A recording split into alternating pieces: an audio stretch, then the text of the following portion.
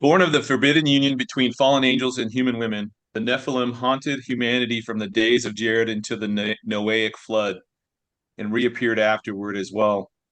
How do these mysterious hybrids continue to influence our understanding of the paranormal, ufology, and cryptozoology today?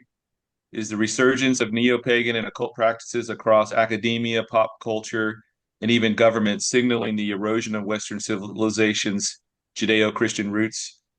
Well, over the past 5 millennia, the Nephilim's influence has evolved from terror to legend, woven into the mythologies of ancient pagan empires and lingering into modern times. As humanity increasingly blurs the line between myth and reality, many are rejecting atheistic naturalism in favor of their open-ended spiritualism, blending science and technology with human biology. Could the Nephilim be Darwin's missing link, not to humanity's origins, but to its immortality? Ultimately, this modern fascination with ancient hybrids more than a nostalgic look at the past. Could it be fueling the aggressive movement to move beyond mortal man to the demise of mankind? Well, guys, thank you for joining us tonight. I've got a jam-packed, star-studded panel of experts here with me tonight. From left to right, we've got Mr. Lee Brainerd from soothkeep.info. You can pull up Lee on YouTube. You're on Rumble, right, Lee? Yep, I sure am. What other platforms are you on? Twitter, Telegram, Facebook, Instagram. And is it all under your name or under Soothkeep? It's under Soothkeep or under Soothkeeper. Yep. Okay. Right. Next to him, we got Pastor Gary McKibben. He is the pastor of Victory Church in Belfast, Northern Ireland. Is it Northern Ireland or North Ireland? Northern. Northern. Okay. I don't want to get stabbed when I go over there. Saying it wrong. What else you got, man? You're on? I know you're on Facebook. What else are you on? And YouTube. Yeah, I'm on YouTube, Rumble, and now trying to get my head around Discord. Never used Discord before, but a lot of people who are watching have started a Discord channel. So, All right. All right. Well, welcome. And next to him, we got L.A. Marzulli, the only, the the expert, the go-to experts and all this stuff. I got you down at your website's this lamarzulli.net. Is that correct? Yeah, it's net and com, lamarzulli.com. We're on YouTube, all social media, all the places. All right. Excellent. And last but certainly not least, Mr. Mondo Gonzalez. He is with Prophecy Watchers. And forgive me, is all of your social media is all through Prophecy Watchers? Is that correct? Personal channels on Facebook and Instagram, but I don't necessarily post everything there. It's just kind of the fun things. But yeah, prophecywatchers.com where you can find us. And of course, all these guys are on there as well as we interview them and stuff. So good. Excellent. Well, I typically have not had a lot of guests on. I normally just kind of go solo most of the time because my internet's been so bad over the last couple of years, especially working out of hotels and stuff. It's a real crapshoot. You don't know. Some hotels have really good internet and some have really terrible internet. So, um, well, hey, tonight's discussion, we're going to look at the Nephilim going back from ancient times all the way into the future. What's been the impact that they've had on human history, on religion, mythology, all of that stuff. I mean, none of that stuff's out of bounds tonight, and how that the myth and the legend and how that's kind of translated over time into modern history through the Middle Ages. We've seen the monsters change. We've seen the fears and the things that are scaring mankind to begin to change. And then we move into the 20th century, and it's like UFOs. We've got all sorts of stuff. As our technology gets better, and we capture things not just with a camera, but video, infrared, lidar. I mean, we have so many different kinds of ways to capture the stuff. They're still so elusive, and that's what I find interesting about the morphing of these things over time. They're not just werewolves and vampires anymore. It's moved from that to now it's stuff that's breaking the laws of physics, and we'll get into that in a little bit. But LA, I want to start off with you. there is so much information out there on the Nephilim. I mean, you've got ancient aliens going on. You've got the History Channel's programs. You got all of these secular sources that are talking about the Nephilim, and they're calling them the Anunnaki, and they're calling them this, that, and the other. Can you give us a biblical definition, and then also just from a grounded historical perspective, like what are the Nephilim? Well, first of all, Pete, thanks for having me here. It's a pleasure, and great to see all my brothers in also here. It's quite a little roundtable you got going. The key to the whole biblical prophetic narrative, in my opinion, is Genesis 3:15. That is the gateway to the Bible, the springboard to everything else. If we understand the exegesis of Genesis 3:15, then everything opens up to it. If we don't, then we're oblivious to it. And I got this really, the introduction to me was Gary Stearman well over a decade ago at the Nephilim Mounds Conference for the first time. And Russ Dizdar was there, Chief Joseph Riverwind, Fritz Zimmerman, myself. We were just blown away. And Gary really unpacked the whole Genesis 3:15 narrative. Basically, it's this. You got the pre-incarnate Christ in the garden, the dragon and the Kosh, the shining one is over here. Adam and Eve are over here. They are terrified. They know something has happened, but they're really not sure of the implications of what just happened. And the pre-incarnate Christ looks at the dragon and says, your offspring, your seed, your offspring, seed, offspring, seed, offspring. I'll say it one more time. Seed, offspring will be at war at enmity with the seed offspring of the woman. The proto-evangelion, the one coming from the woman, will crush your head. Your breeze is healed. I mean, that's the whole thing. 3 chapters later in Genesis 6, what do we read? The sons of God. And people have tap danced around this thing. It's one of the most controversial scriptures in all of the Bible. I've unpacked it. It's in my books. The bottom line is this. It is the fallen angels that are mixing their seed with the human women of earth. Fallen angels mixing their seed with the human women of earth, creating a hybrid being who, by the way, in my opinion, is soulless, known as the Nephilim. This is the reason for the flood. And it's only 3 chapters later. And Doug Camp wrote a book, Corrupting the Seed, which, of course, it's exactly what it is. You're corrupt. Because if you can corrupt a seed, if it's no longer human, then Messiah can't be born. That was the game plan.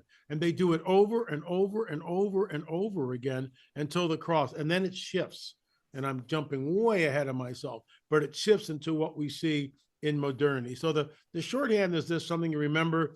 It is not the golly line of Seth and the hoochie mamas of Cain, which is what's taught in our seminary. It is the fallen angelic host trying to corrupt the seed by procreating with the women. And you know that first slide where the big red-headed 6-fingered Nephilim is rampaging through the town, and he's got the beautiful woman under his arm. That's there it is. That's exactly what I mean. Maybe not the old English farmhouse in the back or whatever, but you know, it's basically the deal. That's what I think. They took wives. It's plural. We actually wrote about this in Countermove, how the Nephilim returned after the flood. This is the gateway. It's a seed war. It's a seed war, and they're back and they're doing it again because Jesus warns us it'll be like the days of Noah. And of course, that's opens us up into the abduction phenomenon, the whole UFO thing, the hybrids that are walking amongst us. You know, all of this is like hours and hours and hours of not only research, but all of our 10 films on the whole UFO phenomenon, all the books I've written. It all dovetails together. So I'll shut up now. Thank you. Even the seed, the serpent, what is it called, serpent seed? Even that whole discussion has been hijacked. Is anybody familiar with Sherry Shriner? Yeah, there's a couple of big names. Arnold Murray, Arnold,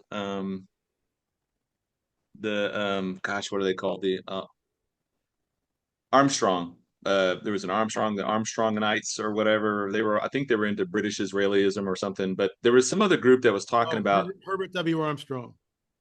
Yeah, well, some of them were talking about the serpent seed, and they're corrupting that whole understanding of it, making it so that Lucifer had hooked up with Eve, and then that's the whole separate. That's Sherry Shriner who promulgated that, 15 years ago, whatever. I've always, when people ask me about that, I just say, that's not what it says, and it's, you're trying to shoot that into the text, and it's just not there.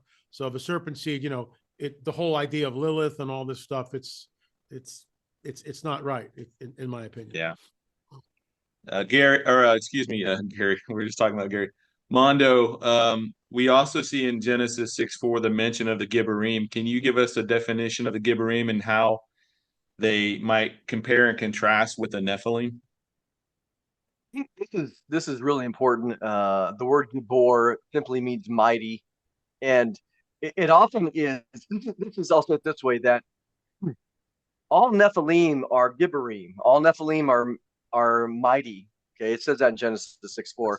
But not all Gibborim are Nephilim. That's very important distinction because we know, for example, that the word just means mighty. So you have people like some of David's mighty men were Gibborim. And even in Isaiah 9, 6, and 7, Jesus is called the El Gibor. So he's a Gibborim in that sense. So we have to be careful just in that distinction. But what we do know, the interesting thing about it appearing in Genesis 6:4 is oftentimes the biggest misunderstanding, I think, is not reading Moses or Genesis 6:4 in the context. So when Moses, think about it this way, in Numbers 13:33, they show up, they spy out the land, they come back. As we know, the 10 spies are freaked out. Joshua and Caleb are doing just fine with it. We can do it. But they make these comments to Moses and the people, and they give a bad report. Well, this is happening in real time, roughly 1446 BC. Well, that's very, very late in comparison to creation and the flood. And so then, Moses writes during the wilderness wandering, most likely the book of Genesis, and he says, hey, everybody, you saw the Nephilim, but the Nephilim were on the earth in those days before the flood and also afterwards. You just saw them. There they were. And so when you look at that aspect, what he's saying, and especially going back to Gibborim, is to say, look, these are the ones who were the men of name, the Gibborim, the mighty ones of old. And so if we look at what a Gibborim is, at least in Genesis 6:4, you had all of this history and understanding that the Israelites knew, learning in Egypt, no doubt, and also learning through all of Mesopotamian history. They were familiar with all that. Remember, Abraham was a Mesopotamian, according to Joshua 24, verse 2. So every culture had this baggage. And what Moses is telling them is, I'm going to give you the true story, guys, Israelites. I know you've heard about these, but those Nephilim that you just saw are part, and they're connected with the Nephilim that occurred before the flood. These are the men of renown. These are the men of name, these mighty Gibborim.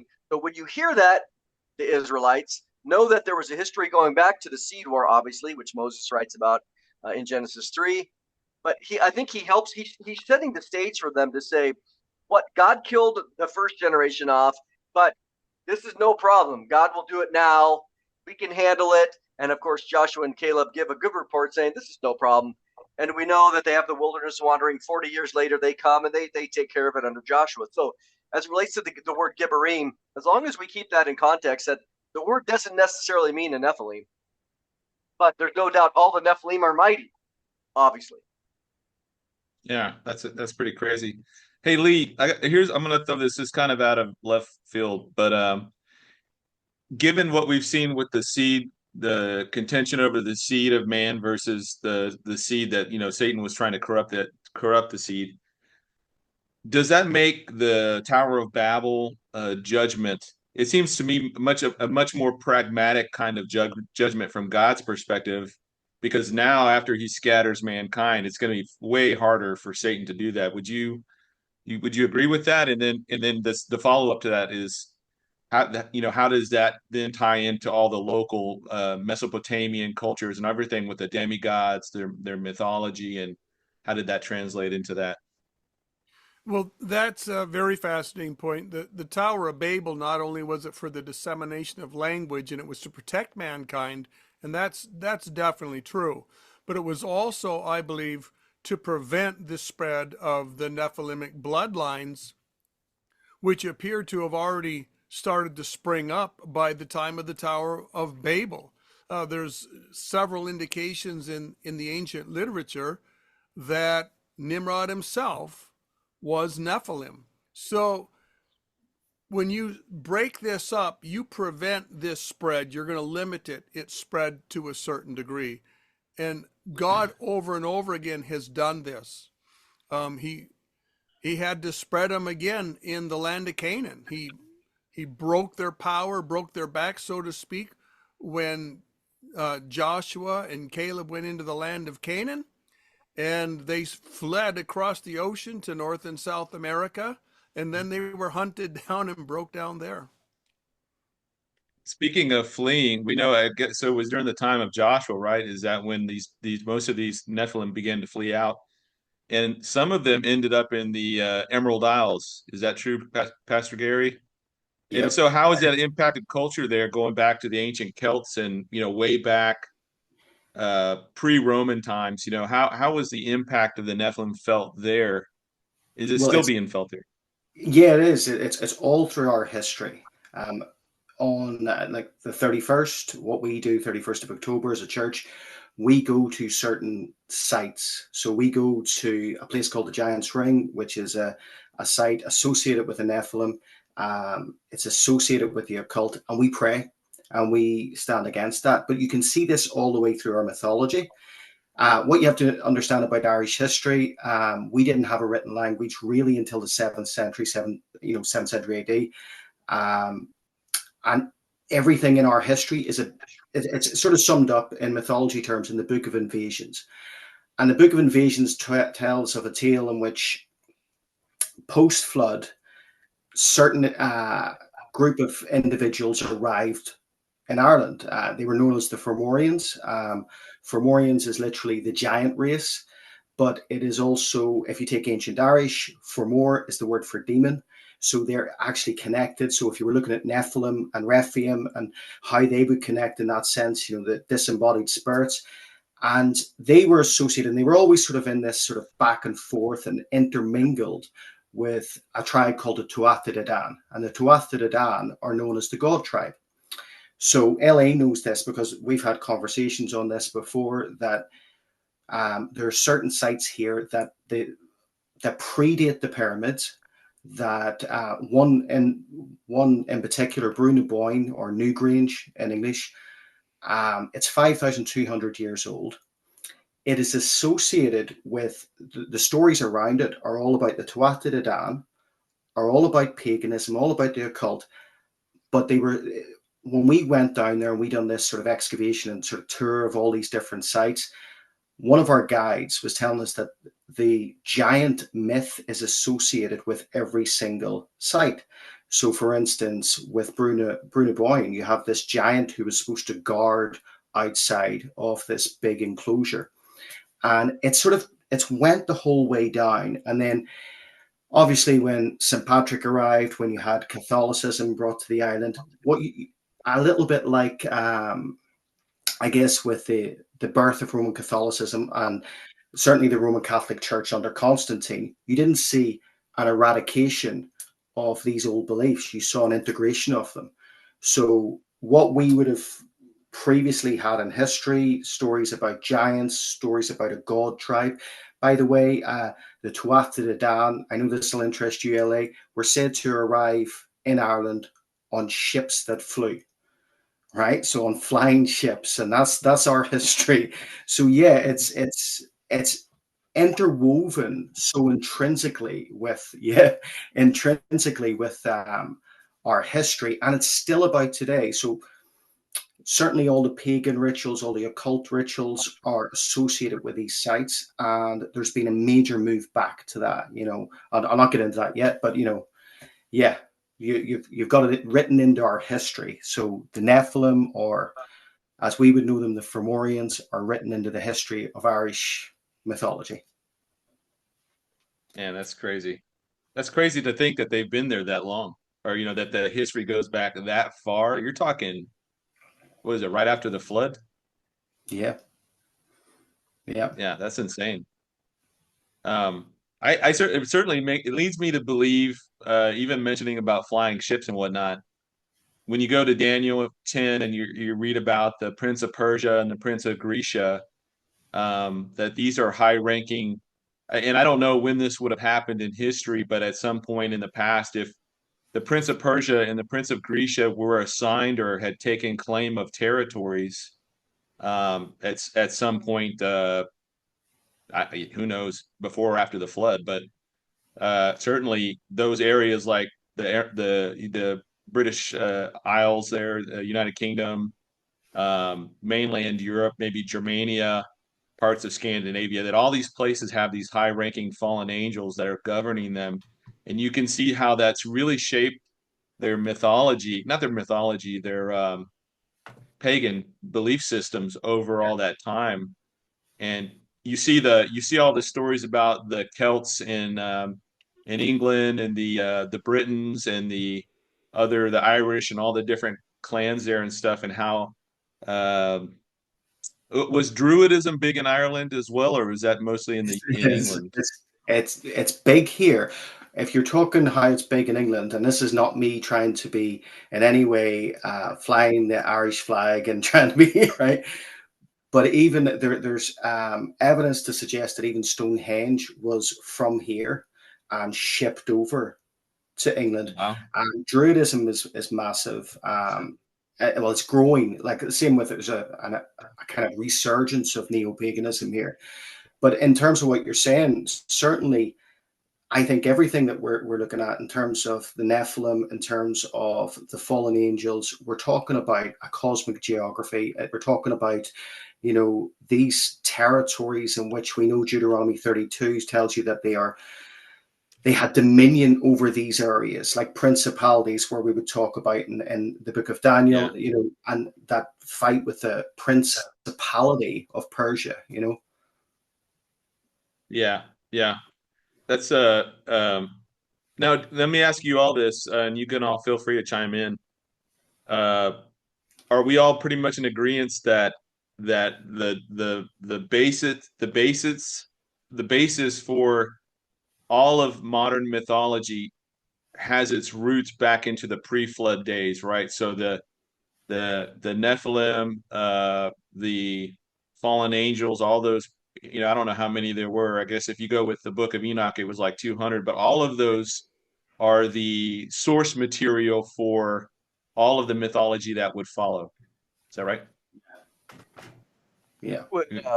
Oh, I absolutely agree. You see this in all of the ancient mythologies around the world, not just Greek mythology, but Latin mythology, Sumerian, Akkadian mythology, the Asian mythologies, South American mythologies. They are all founded when the gods came down to earth and mingled with the human beings. They gave the world their religions. They gave the world their man science. They gave man some tremendous gifts of esoteric knowledge. Yeah. What's also interesting on this, and I was just looking this up, Deuteronomy 32:8 in the English versions say when the Most High divided their inheritance to the nations, when he separated the sons of Adam, he set the boundaries of the peoples according to the number of the children of Israel. But the Septuagint has a very interesting reading, which I suspect is the original reading, that when the Most High divided the nations, that he set the boundaries of the nations according to the number of the angels of God. Not the number of the angels in heaven above, but the number of the fallen angels that had come down to earth. It's interesting as well. Whenever you're talking about the connection, as in this is where everything comes from. I was teaching because we've been doing a series. I've been breaking down and deconstructing Halloween because Samhain is from here, and we were talking about the oldest sort of Celtic deity is Kunanos, or also known as Cernunnos. This horned deity. But you could actually identify him if you trace it back. You can look at him and you can connect him with the likes of Azazel, and when you take the description of Azazel, so this is this fallen angel, and you're seeing it personified in different religions around the world, from Ireland, Scotland, France, Germany, all the way around the world. I just think, it's exactly where everything, the source is. It's this cosmic battle that's continuing to go on throughout the ages. I think in my perspective, I would be reluctant to put all of what we understand as the mythology that exists in our world. I would be reluctant to just simply ascribe it to a pre-flood time, because if we think about that, now I'm not talking about structures. There's certainly there's reasons to believe that some of the structures are pre-flood. That doesn't bother me at all. But in the sense of the literary nature of what we understand from Near Eastern thought or even other thought around the world, I look at it in the sense of, we know with the flood that there was 8 people that came forth, right? Noah, his sons, and the wives. So as they came forth, you have 8 people carrying the history of the pre-flood world in their minds. I mean, is it possible they had some literary writings that they brought forth? That's possible. It's hard to prove, but nevertheless, because of what we see in the biblical history, Moses is writing this again very, very late. Roughly the 1440, 1430 BC. But even at that point, you have way later. So if you let me just say this for the sense of chronology. I subscribe to the Septuagint chronology, but nevertheless, that would mean the flood is around 3300 BC. The Tower of Babel is around 3100 BC. And then what you do see in at least archaeological context is that in the year 3000, which would be post-Babel, you see an explosion of civilization, whether it's Sumeria, you go down to Egypt, all around in the different parts of the world, again, going even up into Europe, etc. So you see an explosion of civilization. So let's just say that's in 3000 BC to 2500 BC. Moses is writing 1,000 years later. I mean, Abraham is, roughly around, 2000 BC. So that means even from the time there, you have a lot of history that has taken place and in real time. So when Moses is coming in his writing, he's telling them, hey, let me give you the real history of what happened. And so we know in Genesis 14, when you have the war from Mesopotamia and they capture Lot, it talks about these 5 kings coming down through what we know as Bashan, the eastern side of the Golan Heights. And it says the Rephaim were there. And so you have there much later. So in my mind, we don't necessarily need to say it's pre-flood. You have a lot of time. You could have 1,000 years of history of this happening after, because we don't know. Genesis 6:4 says that you have these Nephilim in the land before and after. We also don't know exactly when that reoccurrence took place as it relates to the sons of God having a second incursion, which is, I wrote a chapter in LA's book on this. But what you have, though, is these guys have been around for a long time, immediately after the post-flood, up to 1,000 years in all the different cultures, having all of their mythology, all the writings. Of course, we know Sumerian writing goes back to 5,000. We have all the Akkadian stuff in Babylon.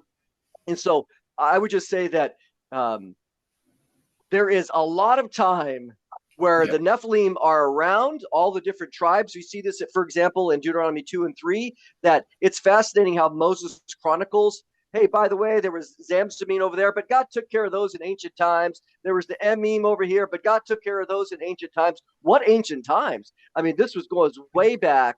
So we have the possibility there that a lot of the mythology that we see going not only from the Near East, but also into Greece, which creates then all these legends. And for those that did write about them, that they could all be post-flood. Is there any pre-flood? That's a little harder to define, but nevertheless, we have a lot of information. I would want to agree with Mondo. My experience, almost all the mythology, unless it specifically mentions Noah's flood under a few names other than Noah, is all post-flood.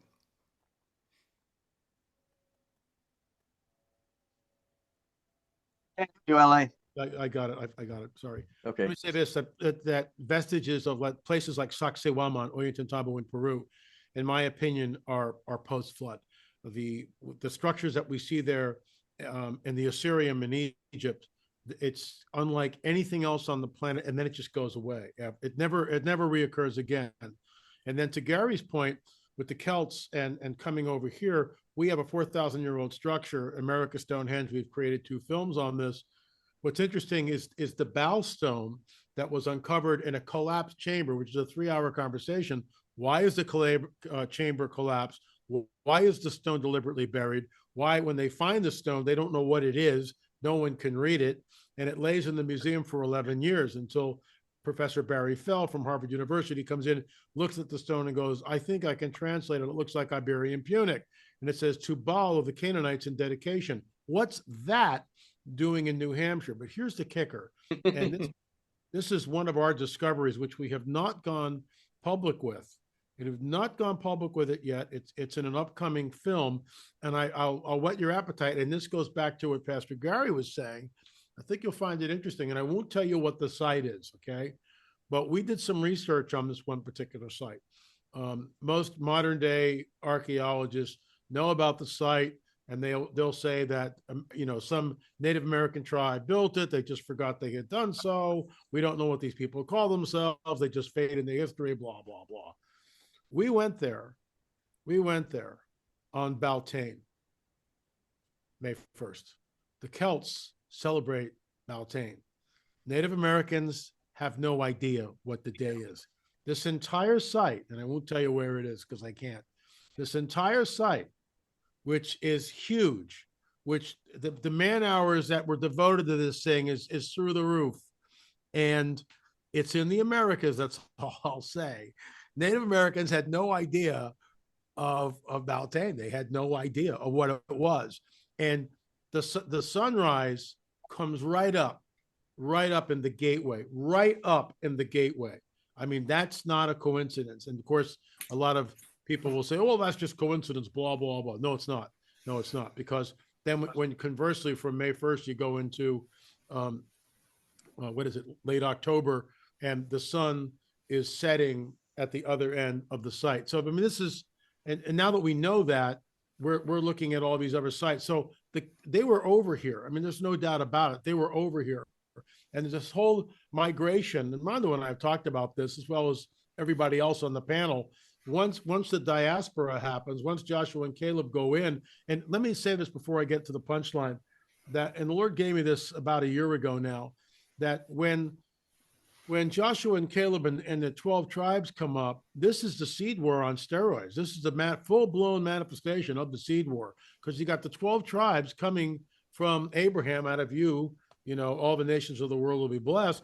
But the dragon still doesn't know which tribe the Messiah is going to come from. And there on the field of battle are all the tribes of the Nephilim sitting there. And they go at it. It is literally the culmination of the seed war in that era, which is just mind-boggling. Again, another 3-hour discussion. So when they come in, there's this, the giants flee. Mondo was the one who told me this. The ancient historian Procopius finds the stele on the north shores of Africa. We are those who fled from the face of Joshua, the son of Nun. I mean, what's that doing there? And it was written in stone at the time, and there it is. We are those who fled from the face of Joshua, the son of Nun, the robber. Joshua the robber, the son of Nun, however you want to say it. But there it is. I mean, what's that doing there? So we see this whole migration. That's why all of our films talk about this. And, it goes from Cyprus to Gozo to Malta to Sardinia to Majorca to Menga, Spain, into Portugal, into France, into the UK, finally over to Ireland, and then over to the New World. And there's no doubt about it, in my opinion. So there's this diaspora, and with them, as they're fleeing, they're setting up shop. They're setting up shop wherever they go, and this is why you have the vestiges of all these sites. And then what happens? That's another, it's a whole other speculative conversation. But I'll leave it at that. That certainly makes you wonder, right? How the Nephilim during Joshua's day ended up fleeing. Then you go fast forward, 400 years or so, 500 years to the time of David, and you've got this last Nephilim and his brothers that are absolutely defiant. Like, where was the mind? I mean, surely they would have known that, hey, these Israelites wiped out most of my ancestors or drove them off, and here's this one guy left, and he's super defiant. Like, it makes you, he's in even a more precarious position than the ones before, because there used to be tribes of them. Now it's just him and his brothers. So what do you think the shift was there in that culture with the Philistines? Anybody? Well, let me talk about that for a minute, because I think let's do. I'll read a passage of scripture here, because the important thing is if you go to Joshua chapter 11, it's fascinating that the entire really context of Joshua's battle, or his success in the land, was summarized around the Nephilim tribe, specifically the Anakim. So in Joshua chapter 11, verse 21, this will get to your point, Pete, because so here again, if we look at the Exodus was 1446 roughly, the conquest was 1406, 40 years later. So 1406, David is living right around 1100 BC. So you got 300 years, you got 3 centuries of the time of the judges. So they flee, but this is what Joshua says. It says, and Joshua came at that time and cut off the Anakim from the hill country, from Hebron, from Debir, from Anab, and from all the hill country of Judah, and from all the hill country of Israel. Joshua devoted them to destruction with their cities. So this is where this very specific Hebrew word harem is this devotion to destruction. He says, now this is the key. There was none of the Anakim left in the land of the people of Israel. Only in Gaza, in Gath, and in Ashdod did some remain. So Joshua took the whole land. So what you have there is this, what we've been talking about is this exodus going west into the Mediterranean, or towards the Mediterranean, we'll say. But the Bible specifically tells us that you have these 3 cities, these 3 Philistine cities, which we know now, 3 centuries later. We know that Goliath wasn't alone. He had brothers, he had some, others. So you have them living out in this area along the coast, but Goliath is just the champion. He just happens to be the champion of the Philistines. And so you have these other tribes that are there. Well, of course, many of them we think departed west based on the archaeological evidence. But I find this fascinating to where when you do come to the time of David and his mighty men took care of Goliath and his 4 brothers. Again, so there were some around, but not a lot because they fled and they knew what was coming. Yeah. Interesting. Lee or Gary, you got any thoughts on that? I just find it fascinating that you are looking here with the dealings with Israel and the giants is something that from a human perspective, it would look like a mighty tall order, maybe nearly impossible, but with God's blessing, those giants were defeated and driven out. And so even in our day, when we're up against these same spirits that promoted those things, we have the same God on our side. Amen. Yeah. Amen. I would try and I just want to pick up on the diaspora, the dispersal of them all just around the world. Whenever you look at this, I think this has become a kind of satanically based strategy, the idea of dispersing and spreading out. Because like Ellie was saying, they set up shop in different places. In Ireland, we can trace the same deities to Egyptian deities. They're connected. They're one and the same.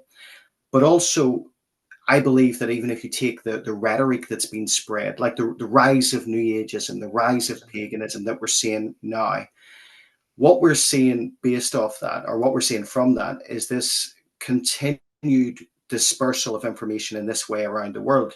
If I take in, for instance, the growth of neo-paganism in Ireland, and we trace it back to the Irish potato famine in 1845 to 1852, what happened is Ireland spread out across the world, where at least 10% of Americans can trace their heritage to here. But so did all of this rhetoric, so did this Nephilim news cycle. And it just spreads the same information out. And it's all counter to the gospel. And that's, I guess, where I would see the spiritual war section of this, that we are, just like if you go back to Abraham was pulled out in Genesis 12, and he was pulled out of the Ur of Chaldees, and he was set aside for a people. And that's what God does. And that's what God's done with the church. He's pulled us out away from this sort of, I guess, paganistic approach, pantheistic approach across the world. And that's the spiritual battle we're in, but again, you could trace it back to the Chinese diaspora of 1927, 1937, after their civil war. And you got this New Age move all the way around America. You got all of this sort of, the integration of Chinese Taoism into the church to some degree, and New Ageism has now infected the church. And I would say that what we're witnessing is not just something of history, but it's something very, very paramount today. That certainly, like I said, the Nephilim news cycle, the paganist New Age agenda has infiltrated Christendom. I just wanted to bring that in. Sorry. Hey, Lee, before we move on, and I'll ask all of you this, and we'll move on to the more modern times, but I'm under the belief, or I guess I've always believed, that when the Nephilim died in the flood in Noah's day, that their disembodied spirits became demons.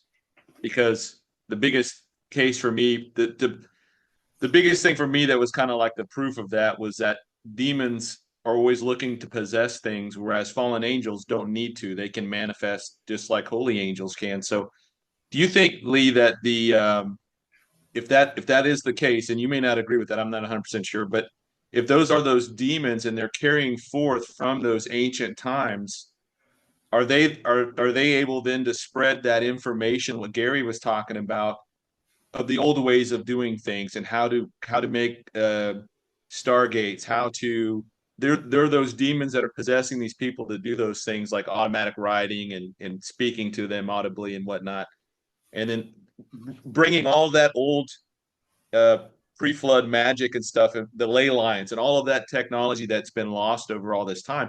Are they the main ones that have been bringing this back forward in time, these demon spirits that are still haunting the earth? What do you think?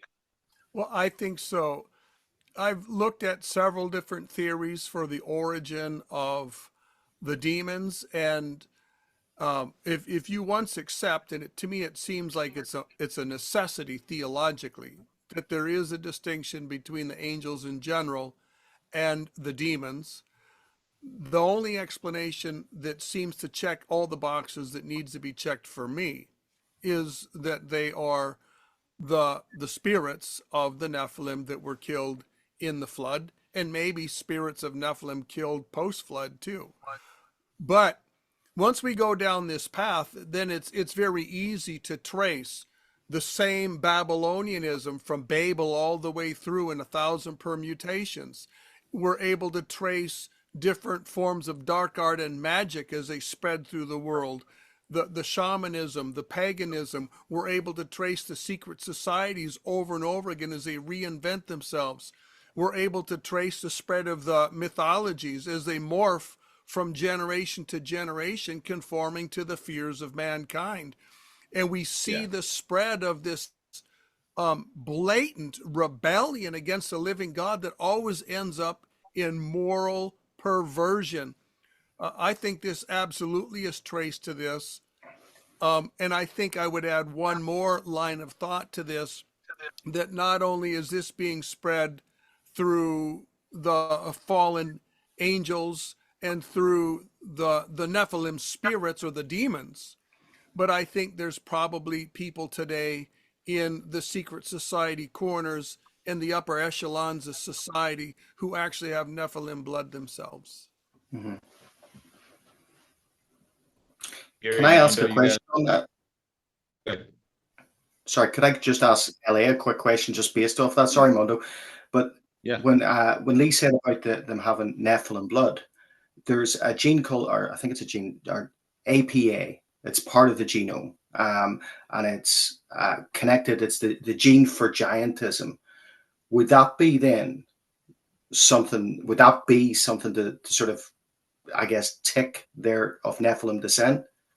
Well, it's also like the whole idea of polydactylism, the six finger or the red hair. I get people that write me, my grandson was born with six fingers. Is he a Nephilim? No, it's just that remember, it's fallen angel mating with human women. So some of the human genetics is going to be, obviously a lot of the human genetics is going to be in that hybrid entity. So just because, giantism, megalomania, I mean, that is that's a real condition. It Yeah. doesn't necessarily mean that the person who has that has Nephilim blood. That's a real slippery slope, in my opinion, a real dangerous path to go down, very dangerous. And that begs the question: does Nephilim, like Lee was saying, are there people who actually have Nephilim blood, who are part Nephilim in our society? All I can tell you is this, because when was the last time you sat down with somebody that did a blood test and or a genome test and looked at their DNA? I mean, it's just not going to happen. What we get are people like Al Matthews in our film, who was abducted numerous times, who had an encounter with this woman who was definitely a hybrid entity. I mean, there's no doubt. When she goes to mount him, Al's sitting on a chair and she sits on his lap and pulls up his shirt, starts rubbing his shirt, and he's got UFO brain fog. He's not sure what he's dealing with here. And as she goes to kiss him, he pushes her off of himself, and then the eyes go serpentine and she lets out the most evil laugh. One thing I know, that in my opinion, the Nephilim are soulless. They are absolutely soulless. And this is why they're always looking for a soul. The eyes, this is conjecture. The eyes are windows to the soul. This is why they never get the eyes right. This is why they go serpentine. They're black. They're really almond shaped and much bigger. They never get the eyes right. No matter how many generations they do. You could make a case in ufology, like you go back into the 90s, and let me just back up here. 45, real quick. 45, we get the atomic bomb. 47 is Roswell. 48 is the nation of Israel. The whole UFO phenomena takes off right there. It just takes off. And then we start hearing about the abductions and then the hybrids. And the first generation of hybrids are very sickly looking more alien than human, very, very spindly, very sickly looking, long, stringy blonde hair. That's generation 1. Generation 2, black-eyed kids, short, stocky, black eyes, can never get the eyes right, by the way. And short, stocky, and they look like kids, but they're not kids. Third generation, Al Matthews. That's Diane. Looks like a woman, very pretty gal, blah, blah, blah, but she's not human. She's not human. And when she leans in to kiss him, he pushes her off of him, and the eyes go serpentine. They can't get the eyes right because these entities are soulless, just like the ancient Nephilim back in the promised land. They have no souls. Now, that's conjecture, but that's why I think the mandate comes down. Only God can give a person a soul. So that's why. Yeah, that makes a lot of sense. That makes a lot of sense, and that you could see how easily this would have um, incorporated so many different kinds of cultures back then that were still steeped in darkness, didn't have the light, didn't know who the true God was. So let's jump forward a little bit in time. I had another question that I was going to ask, but I feel like if I ask it, we're going to go like way off into like left field. Maybe we get to it at the end, like the roundtable section. So we've got we're going through the Bible times. We get around to the 1st century. We're seeing a lot of demonic possession in Jesus' day.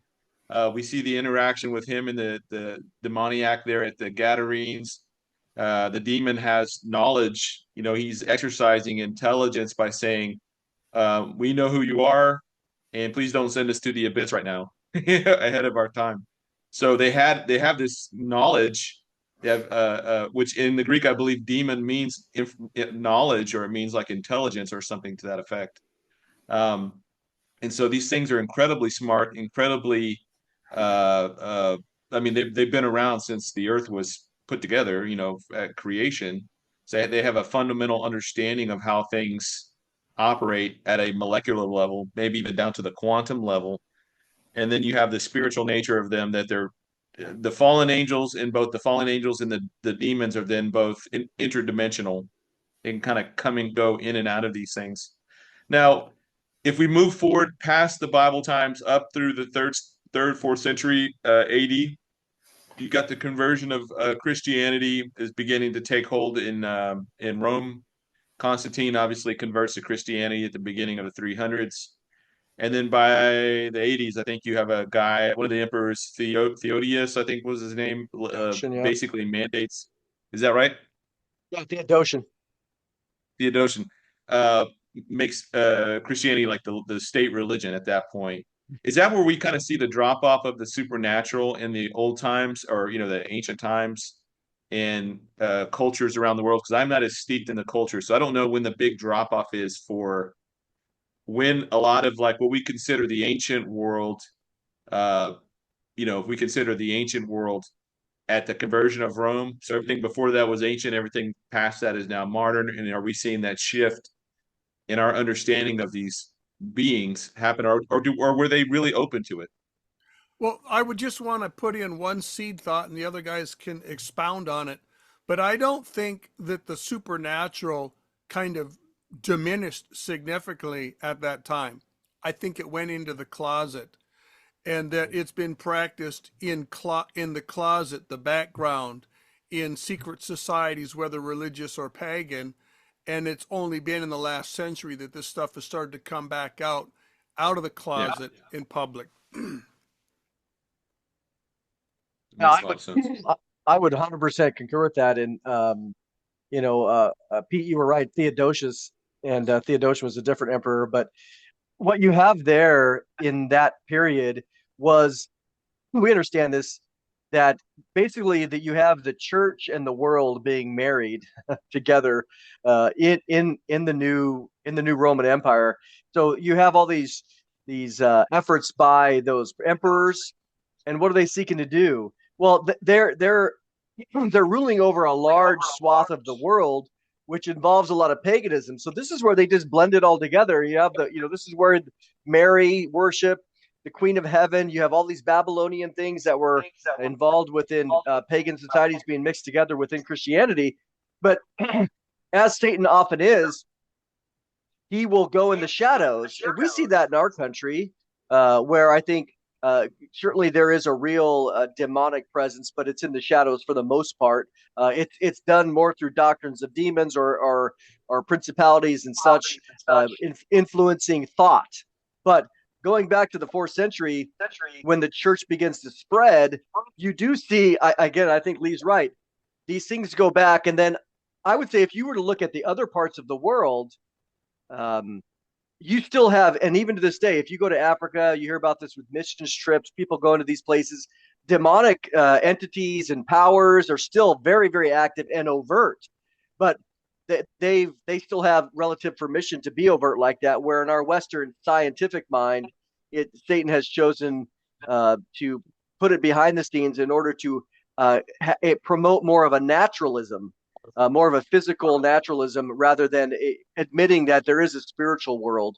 So I think it would depend on the time as it relates to the culture, more in the West. But if you go to other parts of the world, even back then, you're still going to have massive levels of spiritism and animism.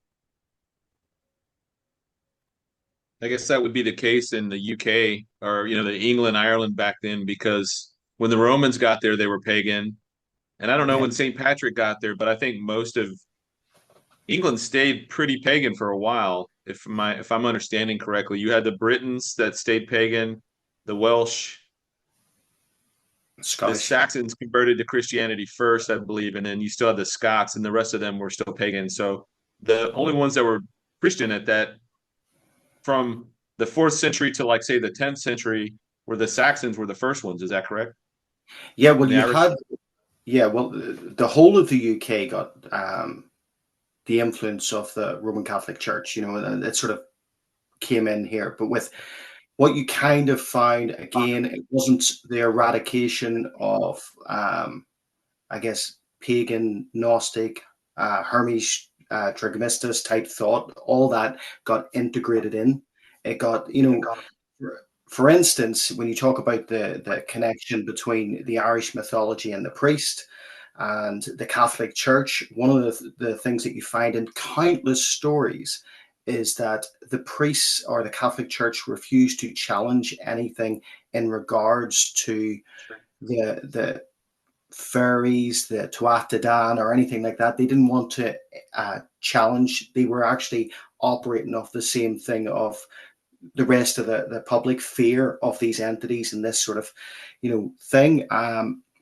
When you talk about how it's sort of, I guess just what Mondo was saying, I guess what I agree with that, because I think that it's been an integration into the system, certainly integrated into the church, certainly with the worship of Mary, and certainly with things like that. And that way it never died out. None of these pagan beliefs were really challenged. Certainly, if you take it in terms of eschatological age, when you start entering into the age of Thyatira, when the Roman Catholic Church is massive and kind of the new empire, it had no need to be challenged because it found, pagan roots found a bed within that system. And I think I would call it like a pagan sleeper cells. What you find is they've waited till the age of Laodicea, the age that we're in now, before you see this resurgence. And I would connect that because if we take the age of Laodicea, it's roughly maybe 1900s, roughly from maybe somewhere in the 1800s to now, but probably 1900s. But if you take the last 50 years, say from 1850 to 1900, you see an emergence of a lot of things. You see the move of the Theosophical Society, you see Madame Blavatsky, you see all the emergence of this Luciferian elite start to come onto the scene. They'd been hiding under the age of Thyatira within the church system. They didn't need to be out in the open. Now in the age of Laodicea, they know that the church are so wishy-washy that there's no challenge for them. And now what you're seeing is you see the emergence of this, and it's all coined with, I guess, probably like you said in your introduction, with Darwinism. 24th of November 1859, he released his Origin of Species, and it took away the need for special creation. So they go, all right, here we go. There's no special creation. We don't have to rely on a creator. We can be what? Our own gods. And then you get Francis Galton, the cousin of Sir Charles Darwin, 1883, coins the phrase eugenics off the same basis, the idea of us being our own gods.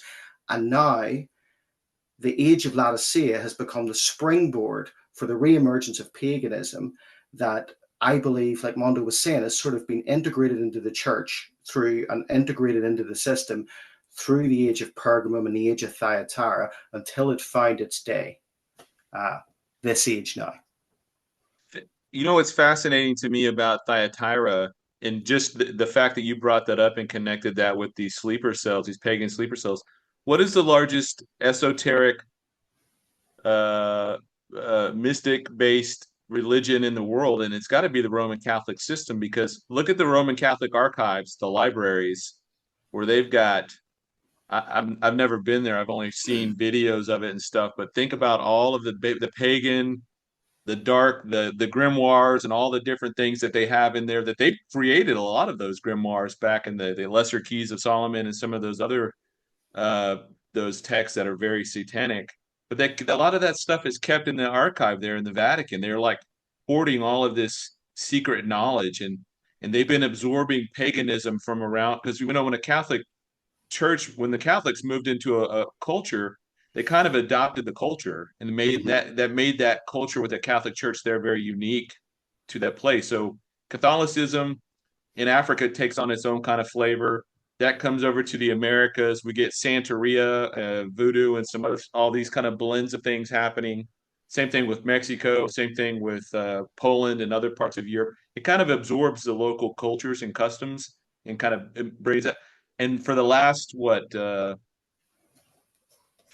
guess whenever you date the Roman Catholic Church, I started around the year 600, but if you go back to the 600s all the way forward, you've got this giant sponge of just paganism, being hoarded up there in the Vatican, in the library and archives, and all of these things that these Jesuit priests and these other groups have gone through and studied it, the secret, what is it, the depths of Satan, as it were. Yeah. Elliot, what do you got on this? Real quick, we have 2 films on Fatima, and I've always been a student of Fatima since day one. And it's you're talking about these ancient paganistic religions. I mean, the whole worship of Mary. I mean, Fatima is like the mother lode. I mean, millions of pilgrims go there every single year, and they believe it was Mary of the Bible that appeared. It was not Mary of the Bible. First of all, it was a UFO event. We've got a picture that was taken by the King's photographer in 1917, Joshua Benolio, who's in the field at Fatima, and he's got the old box camera with the glass plates, and he clearly shows this disc-like object, hovering over the field, right over the apparition site. Boom. It was not Mary of the Bible. It was a UFO event. It was a flyby. The UFO came out of the clouds. Eyewitnesses said, I looked up and saw a dull silver disc. But here's my point. The Catholic Church has reworked this, and to the point where it's Mary of the Bible. There was an entity that appeared to the three children, no doubt about that. But the entity was short, about 3 feet tall. It was definitely female. It wore a short dress that came right below the knees. Women didn't wear a dress. Certainly Mary of the Bible is not going to appear in a costume like that. I mean, it's just nonsense. And she communicated with the children telepathically. And the messages that she gave, you know, this whole thing with converting Russia to my sacred heart, it's all Catholic gobbledygook, all of it. The bottom line is this, and this what blew me away. There's an ancient entity, it's called Mora, the ancient mother goddess Mora, which has been entrenched in Portugal for thousands of years. That goddess and that goddess worship has never been deposed. When we were there, I got hit by a territorial principality, and I never want to go through that again. That's a 3-hour conversation, but it was no picnic, absolutely no picnic. And what I realized, this principality was coming up against me because I was exposing it, exposing that, you know, this isn't Mary of the Bible. This is the same female entity, Mora, the mother goddess, who has been in Portugal, never been deposed for thousands of years. It used to appear as a beautiful woman. It would seduce the men. And then after the men had, you know, she had a way with the men, she would turn into a serpent and devour them. So this is pretty intense stuff. And there are still serpent cults. It's always the serpent. Gee, what a coincidence. There are still serpent cults active in northern Portugal. So this whole thing with Mora, you know, the Mary of the Bible, Fatima, the 3 children, what they saw, the fact that the parish priest and the handwritten testimony completely contradicts what we know. The point is this: these are ancient entities, territorial spirits, completely pagan in all sorts of ways, in every way imaginable, which deceive the masses and point them to a false narrative, i.e. the worship of Mary as the Queen of Heaven. Nonsense. Do you know if there's, you said that Fatima was in 1917. That was the same year the Balfour Declaration came out. And we know Roswell was in 47, and obviously United Nations voted that November to 48. do the partitioning of Israel and the Arabs. Do you know if there was anything in 1967, any major UFO type thing that happened, or I don't know if it's happening because of what's going on with Israel and they're acting up. It flares up when big stuff happens with Israel. There's always been an association. Gary Stearman and I have talked about this for years. There's always an association. There's always UFO flaps, including Barry Chalmers wrote a book on it, you know, The Return of the Nephilim, something like that. And he was a investigative reporter in Israel, and giants were being seen. And, you know, he investigated, there were footprints, there were all these eyewitnesses, the whole 9 yards.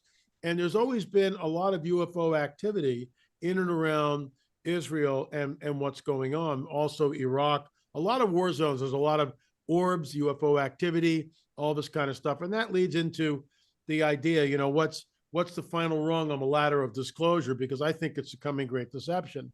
And I would just, without giving away the farm here, I would just say there's going to be a nuclear event which will trigger, you know, the fallen ones, the star gods, the ancient ones, the whole Luciferian agenda, the whole deception of the end times. That will trigger it, in my opinion. And I think we're close. I mean, I think we're closer than anyone can imagine, but we'll see. Yeah. I'm gonna fast forward to more modern times, and then we'll jump back to cryptozoology and the other ones last. Yeah, I got about But let's talk. an hour, Pete, and then I got to go. Okay. Let's talk about the intersection of neo-paganism, the occult, and that's effect on the Western civilization, primarily because much of the West of Europe, say from the 12th century on, you know, there's been a strong Judeo-Christian influence. And then once the United States came around, we took that Judeo-Christian ethos and we married that up with Greco-Roman politics and law to make this what we would call Western civilization. And as Gary pointed out earlier, around the 1800s, early 1900s, there was this revival of sorts of interest in the Far East, mysticism, Helena Blavatsky, Mary Eddy Baker. They bring all this stuff is kind of coming into the West from Eastern sources and Eastern places. Um, would you attribute that to the, well, indirectly, I guess we could attribute that directly to the Nephilim. If the demons are the disembodied spirits, obviously they're carrying this gospel of paganism out to around the world to revive this the worship of the gods, as it were. And we know that will ultimately culminate with the man Antichrist at some point, inside of the 70th week. But what are the what do you guys see as the kind of the bellwethers for? And we can just go like every 50 years or so. From the year 1900, what was the big shift? Why was Eastern mysticism so effective in moving into Christianity, or the territories that would call themselves Christendom? What are your thoughts, Lee? Well, there's several things that I would trace to this. First of all, we go back into the 1700s. We have the rise of rationalism, which is where everything is going to be explained on a material basis rather than on the basis of the supernatural. This plays right into the hands of the atheistic Antichrist conspiracy. We move into the mid 1800s, and the world is getting engulfed in evolutionary theory, which again bolsters this whole thing. Then the next big step is really mandatory public education. We take the education out of the hands of religious institutions, out of the hands of churches, local churches, families, wherever it's been done. And now you can have orchestrate an educational philosophy and ideology that promotes this nonsense. We move farther into the 1900s, and we run into the sexual revolution and the drug revolution, and now we're introducing expanded consciousness, both through drugs and through the rock and roll music, and now we've moved into the era of absolute moral abomination. This is the final rung before the complete dissolution of the system. Yeah. Well, thinking back on the ancient times to either before the flood or even right after the flood, how were Joe Pagan? You got Joe Pagan here, and he wants to summon some kind of god or demon, demigod or spirit or whatever he's trying to summon or draw power from or worship. He's limited to what? He's limited to sexual magic. He's limited to like sacrificing animals. He doesn't have technology that we have today. But now you just mentioned something. You mentioned drugs, music. We know that sound, the acoustics was huge technology back in the day. And part of my thoughts on some of these places that were these giant stones that were moved from megalithic sites were using some kind of vibration or acoustic technology that's been lost, but we know that it exists and we know that it can work. But what is different about today? Why in the turn of the century was that such a hot thing? I mean, you had Aleister Crowley running around. You had a spring of just a wellspring of esoteric cults, fraternities, secret societies. And was it people were just kind of disillusioned with the kind of the white Anglo-Saxon Protestant religious ethos of, don't drink, don't smoke, don't dance, don't smile, don't have fun, like the Puritan, kind of what we think back at that time. I think Christianity in the turn of the century, I think of what's that guy's name? GL D.L. Moody. Not D.L. Moody, the guy that has he's got a lot of quotes. He's super articulate, and I'll think about him in a second. Spurgeon, maybe? Not Spurgeon, but around the same time period. He was a British guy. He's got a weird name. That's why I'm having a hard time thinking. But anyways, Christians back then smoked cigars, pipes, whatever, probably had a beer, two here or there. And that was more, I think, in the UK side of it. On American side, it seemed very much, what do they call it? Full evangelical or full evangelism or whatever. I don't know. Thoughts? I would say this. I mean, you have the kind of the levels of pietism, where they were a bunch of let's not touch anything. But the and just setting a biblical framework, we wonder. There's always been false teaching around the world. I mean, obviously cults and false religion since the beginning of Babel, right? Or since everybody stepped off the ark. What I find fascinating is we see in 1 Timothy 4:1 that in the last days many will depart from the faith, and what they will give heed to seducing spirits and doctrines of demons. So there's no doubt that what you see in the book of Jude, both Jude and Second Peter, are primarily documents that are writing against false teaching. Right? We know that these false teachers were creeping in, etc. But I find it fascinating too that both of those books, use in their denunciation of false teaching, they both appeal to fallen angels doing what they did and coming down and teaching false things. But I think what you have is, I think a lid was let off in around 1900, at the beginning of the 20th century, in that, as Paul said, in the last days, there's very specific a departure from the faith. Now, granted, we can look back at Darwin and the seminaries and materialism and naturalism. All that is true, but I think it's not coincidental that God said it would happen, and that He takes the lid off, or He pulls the restraint out to some degree that allowed these demonic beings to begin. I mean, you can even go back to the beginning of Mormonism in 1830. Getting an angel appears, blah blah blah, whatever that looks like.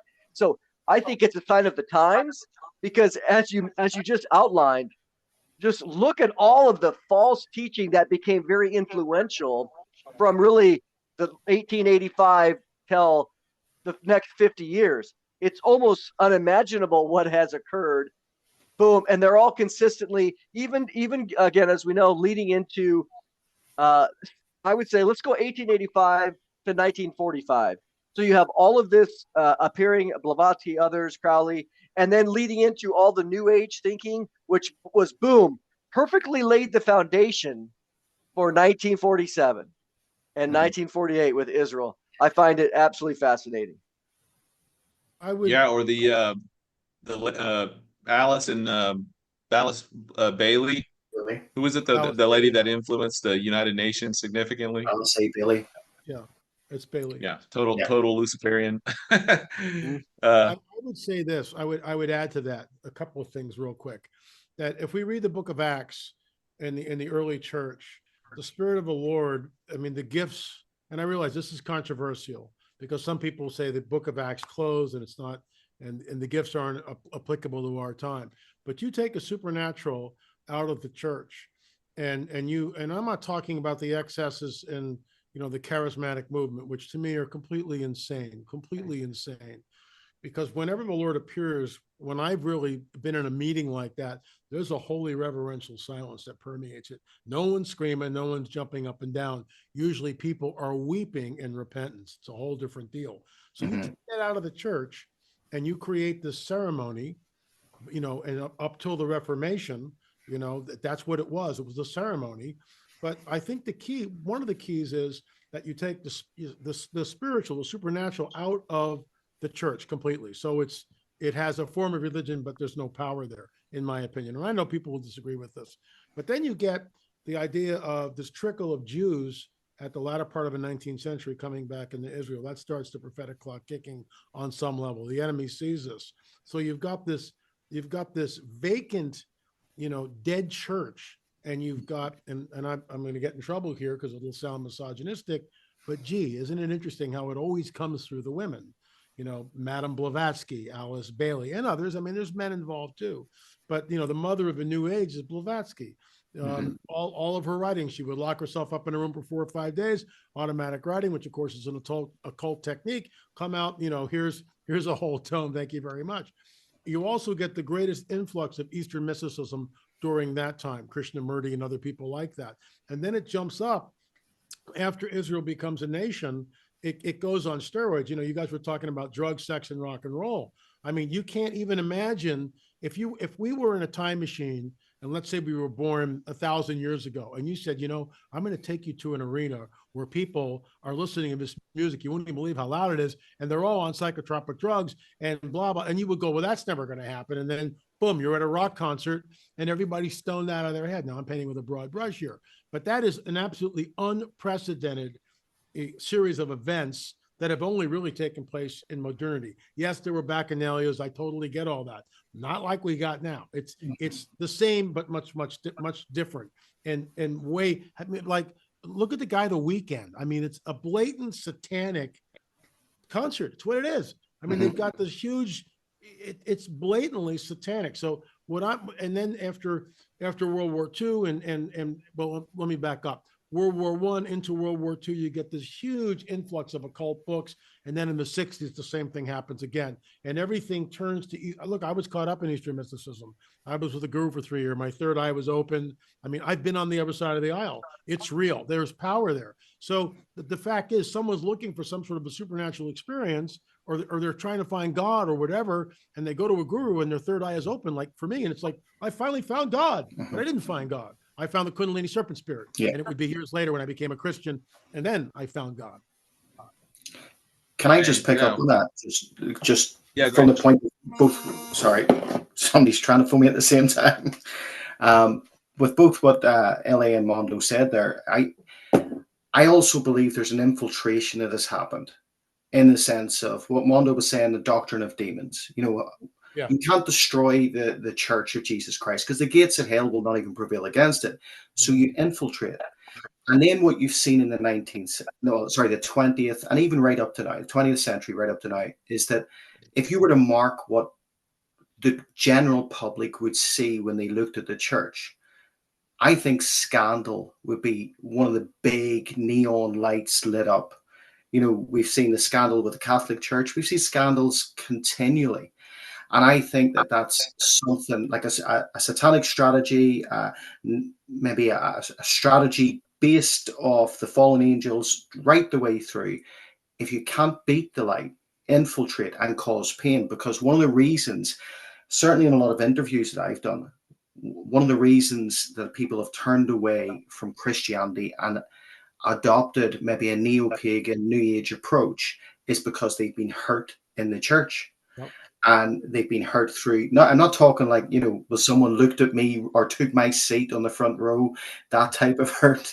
I'm talking about serious, abuse, scandal.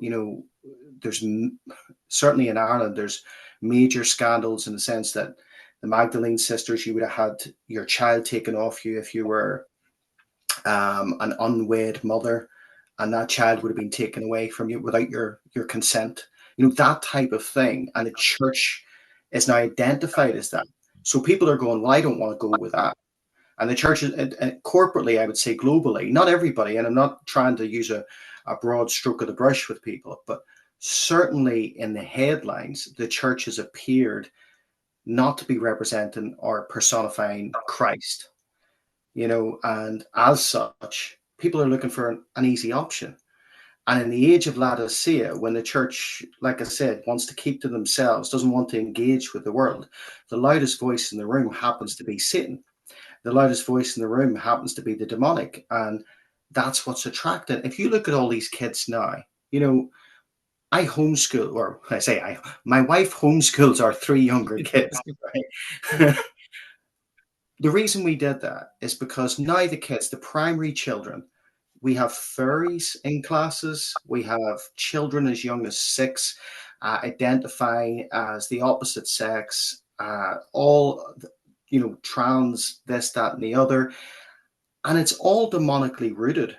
Yeah. And the problem is the church want to keep quiet about it rather than being, the guardians at the gate, being the ones that actually stop and speak against this and speak against the darkness.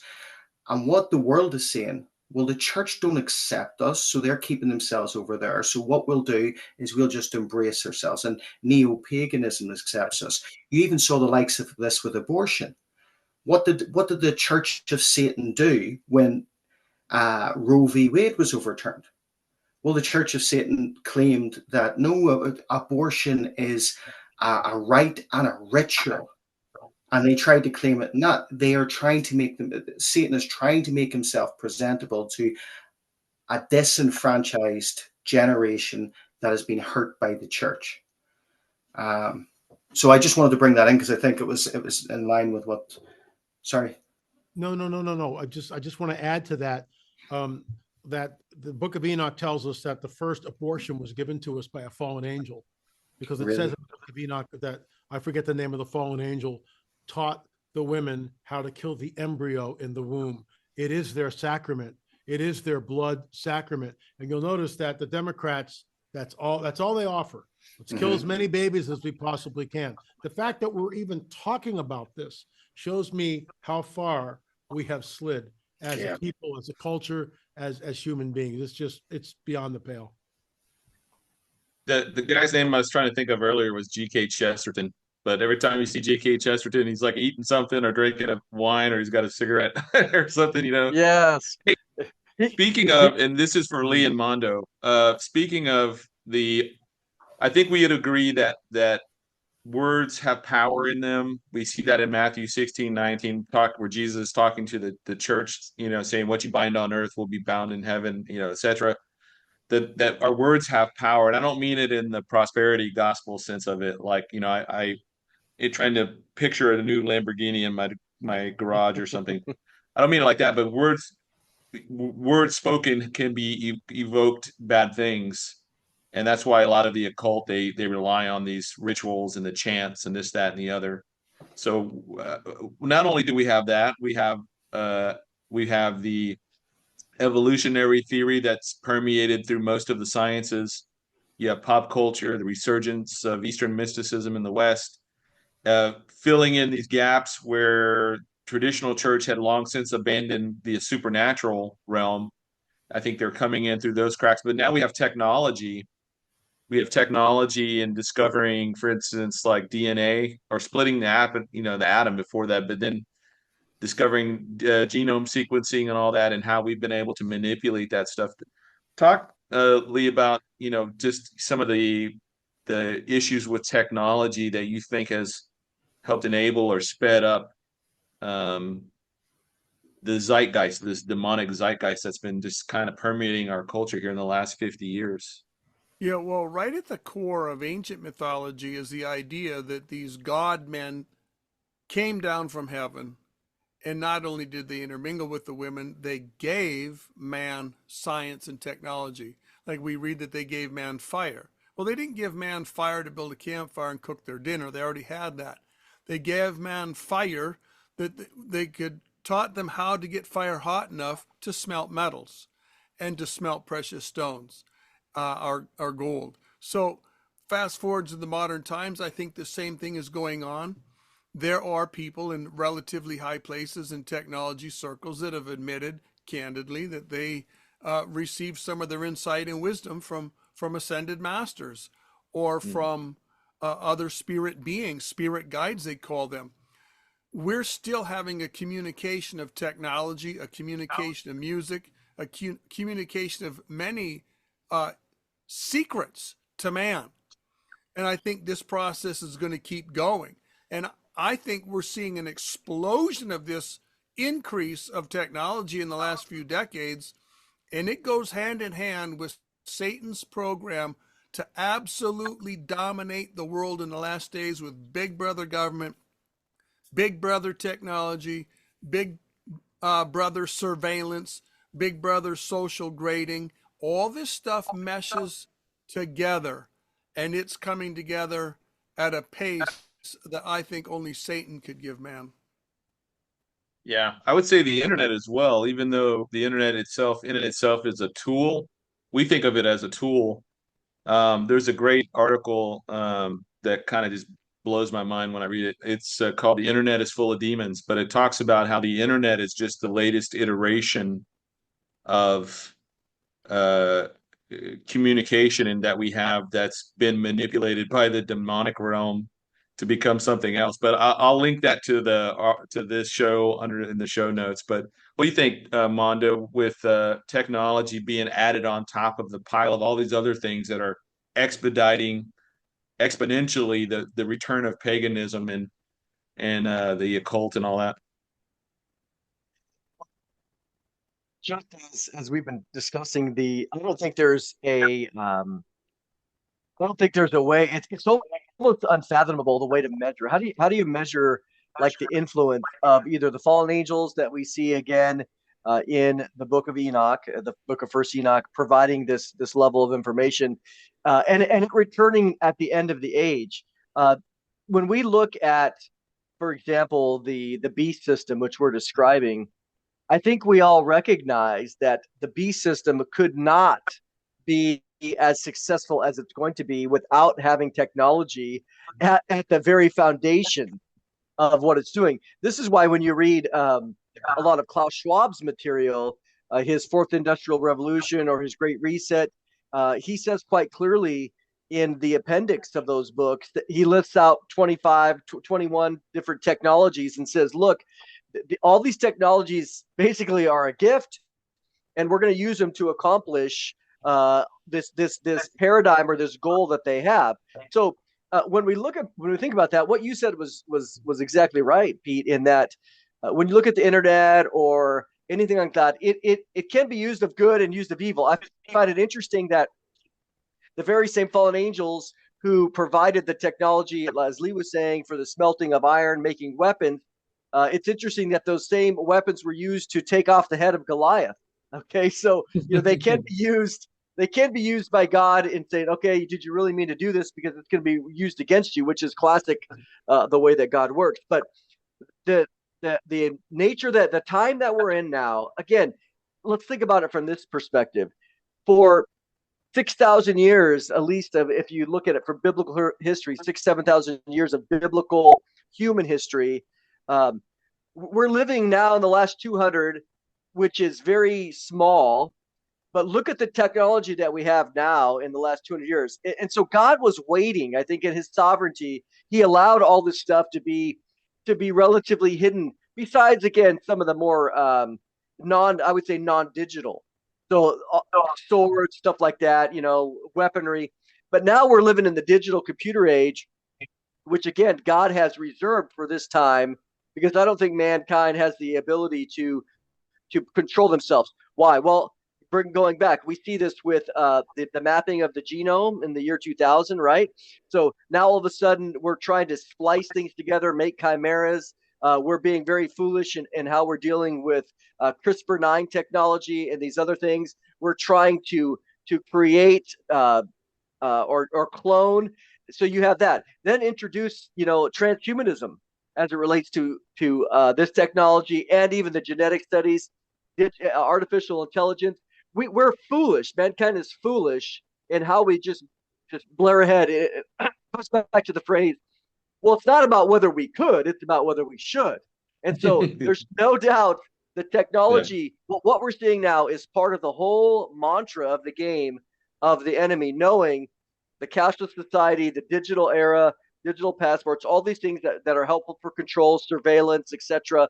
Even all the Starlink stuff that Elon Musk is doing, he might mean well, but it is 100% that I think, going back to my thinking about the 10 kings, they're going to hand over all of this technology and information right over. They're going to make an agreement with the beast in order for him to function and fulfill his purpose. Yeah. That's fascinating to me too, when you get to Revelation 9, and it talks about these 4 angels that are bound under the river Euphrates for a time, a day, an hour, a month, and a year. And I think when I look at that phrase, it seems to me, and I could be completely wrong on this, but it seems to be pegging their release to some kind of technology that has not been invented yet, or will be invented at that time. And when it's done, God uses that event. And it could be something, for instance, like CERN opening some portal or something. We know that that's going to happen at the 6th trumpet judgment. But the fact that it's pegged to a time and place, I don't know. For me, it just seems like there might be some kind of technology involved with this that coincides with their unleashing. We know God unleashes them, but he may be using that as a form of punishment for something man is doing on the earth at that same exact time. But hey, I want to touch on this because I know we're going a little. I don't know where we're on time, about an hour and a half or so. I want to touch on a little bit the cryptozoology, ufology, some of those things. We've seen an exponential rise in at least the aerial phenomena that's been you guys, I think, LA, you've done a lot of work on this. But here, the bottom right hand corner where it's got the yellow, the organization, their name is the National UFO Reporting Center. They've documented Peter Davenport. 170,000 reported UFO sightings over just the United States. Yep. And I don't know anything about this organization. I don't know whether they suppress stuff or they don't. I just one of the sources I found, but it's funny how they broke down all of the shapes and different shapes and sizes that we've seen. The picture to the left of that is that gimbal. I think it was the gimbal picture from like an F-18, their FLIR, forward-looking infrared radar on their cameras that are mounted on the bottom of the jets. So we know that there's there's indisputable evidence that things are flying around that people don't know what they are. Here's what I want to pose a question to you. Up at all my childhood, growing up, we called them UFOs. And then in the last few years, they've been they were called, or growing up, they were called extraterrestrials. The movie E.T. And then it was only in the last few years that they've started calling them ultra dimensionals or ultra terrestrials. I can't remember which one it is, but meaning that these things move in and out of dimensions, which then if you were an atheist scientist, and let's just say that you looked at this stuff as a hobby, you didn't believe in God or the supernatural, and now the verbiage is changing from extraterrestrial, just off planet, to now it's meaning something that can transcend our universe. Now you're talking about a multiverse, and that's got to be confusing for the atheist out there who thinks that there's nothing really beyond the physical, and most of this stuff can be explained, whether swamp gases, weather balloons. But now there's so much evidence. Why do you think Satan is showing his hand so much now? Is it just to desensitize us? Is it to program us? What do you guys think on why there's been this explosion? And so much of this explosion now is helping us understand, hey, these things aren't just from our reality. These things are from, they're multidimensional. And I'll go left to right here. Lee, what you got? Well, my first thought has long been that it was Satan's plan in the last days to bring out a man who is going to be worshipped here on earth. We know that he's of the Nephilim lineage. This man will probably be presented as an ascended master, maybe the first ascended master here on earth. But Satan is going to be presented as an intelligent being, an advanced ascended master from another part of the universe. And they're going to make a little adjustment here in the scientific world and move into atheistic religion where, there's really intelligent beings in other parts of the solar, well, maybe not our solar system, but our galaxy, maybe a nearby galaxy. It's going to resolve a lot of difficulties for a lot of people. They're going to be able to marry their atheism and religion, the new spirituality. And I think we're already starting to see this form of religion start to explode in the world in 100 varieties, and it will come together in the last days. And transhumanism, you mean? Well, you think that ultimately culminates in transhumanism?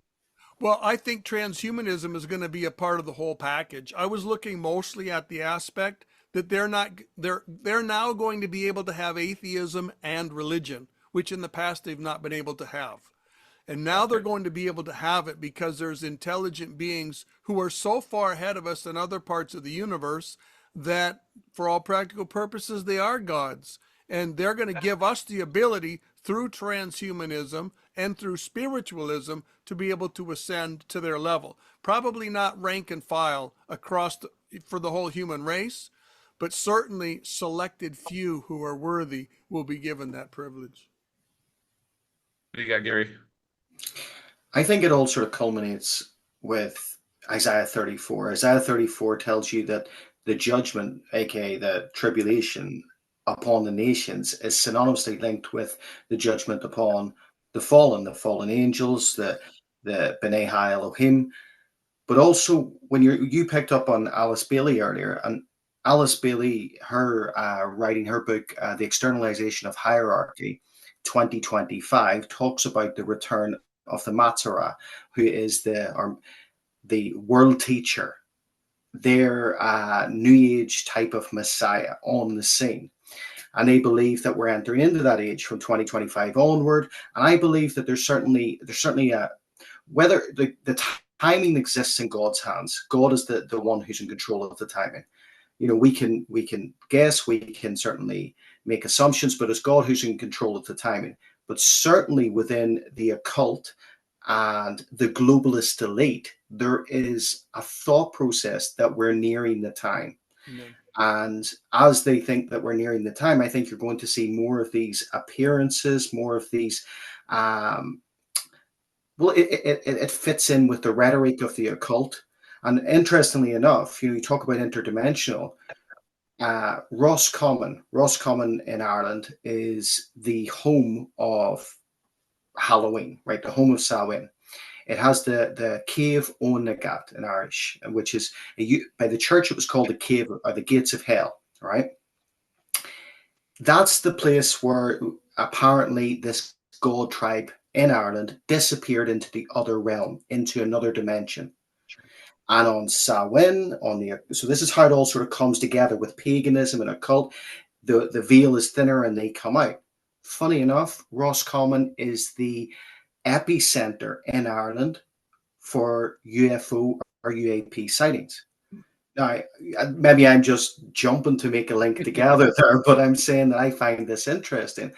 I find it interesting that we're sort of coming up to this culmination of things. When LA was talking about 1947, 1948, and the amount of things that happened around there.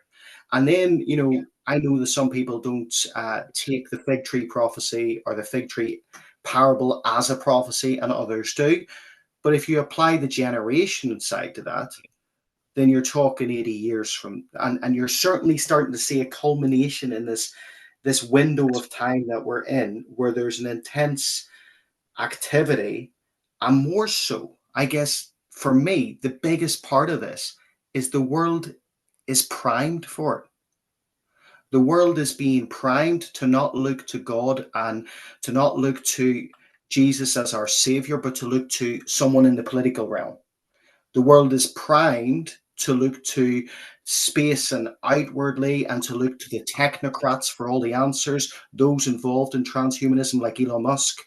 The world is being primed in all of this way. And I just think, for me, these are really exciting days because we're going to get to heaven one day, and we're going to have that seat around with the saints of old, and we're going to get an opportunity to say how we stood in this time. Amen. I just find that that gets me going. That gets me excited, and I'll just by and by, as a church, for the last 5 years, we have seen more demonic possessions than I've seen in my life. And dealt with it. I'm not talking like you see with a lot of deliverance churches, like within the church. I'm talking on the street. And I've spoke to LA about this before. I had one individual start speaking in ancient languages. His body started to contort, and I brought a new group out with me. It was all their first time on outreach, and everybody was freaked out. First and last time? Yeah, pretty much. And it's just so many examples of it. We had one guy, as I was talking to him outside of a church, and he said to me he thought he was possessed. And as he's talking to me, my sister is to my side, and he's talking, and then one eye just turns to her, and one eye is on me, and then he starts speaking in Latin. Now, the individual was homeless, and I'm sure I'd done 3 years of Latin in school. I can remember very little, but he started speaking in fluent Latin. And yeah, that was a creepy one. But it's demonic activities increasing. Mondo? I think what I would say is that here we are doing our best to look at what we see in the Bible, as well as what we see in our I would say modern history. Again, going back to let's just talk about the UFO phenomenon of 1947. What I mean we're doing our best is that what I stay cautious about is in 2 Thessalonians 2, everything that the world has understood, or in everything in the world that has existed in the spiritual realm between Christianity, which is the true understanding, and the rest of paganism. Okay, we are that when the church is removed and the restrainer is removed. Think about that. I don't think we can conceptually understand what that really looks like.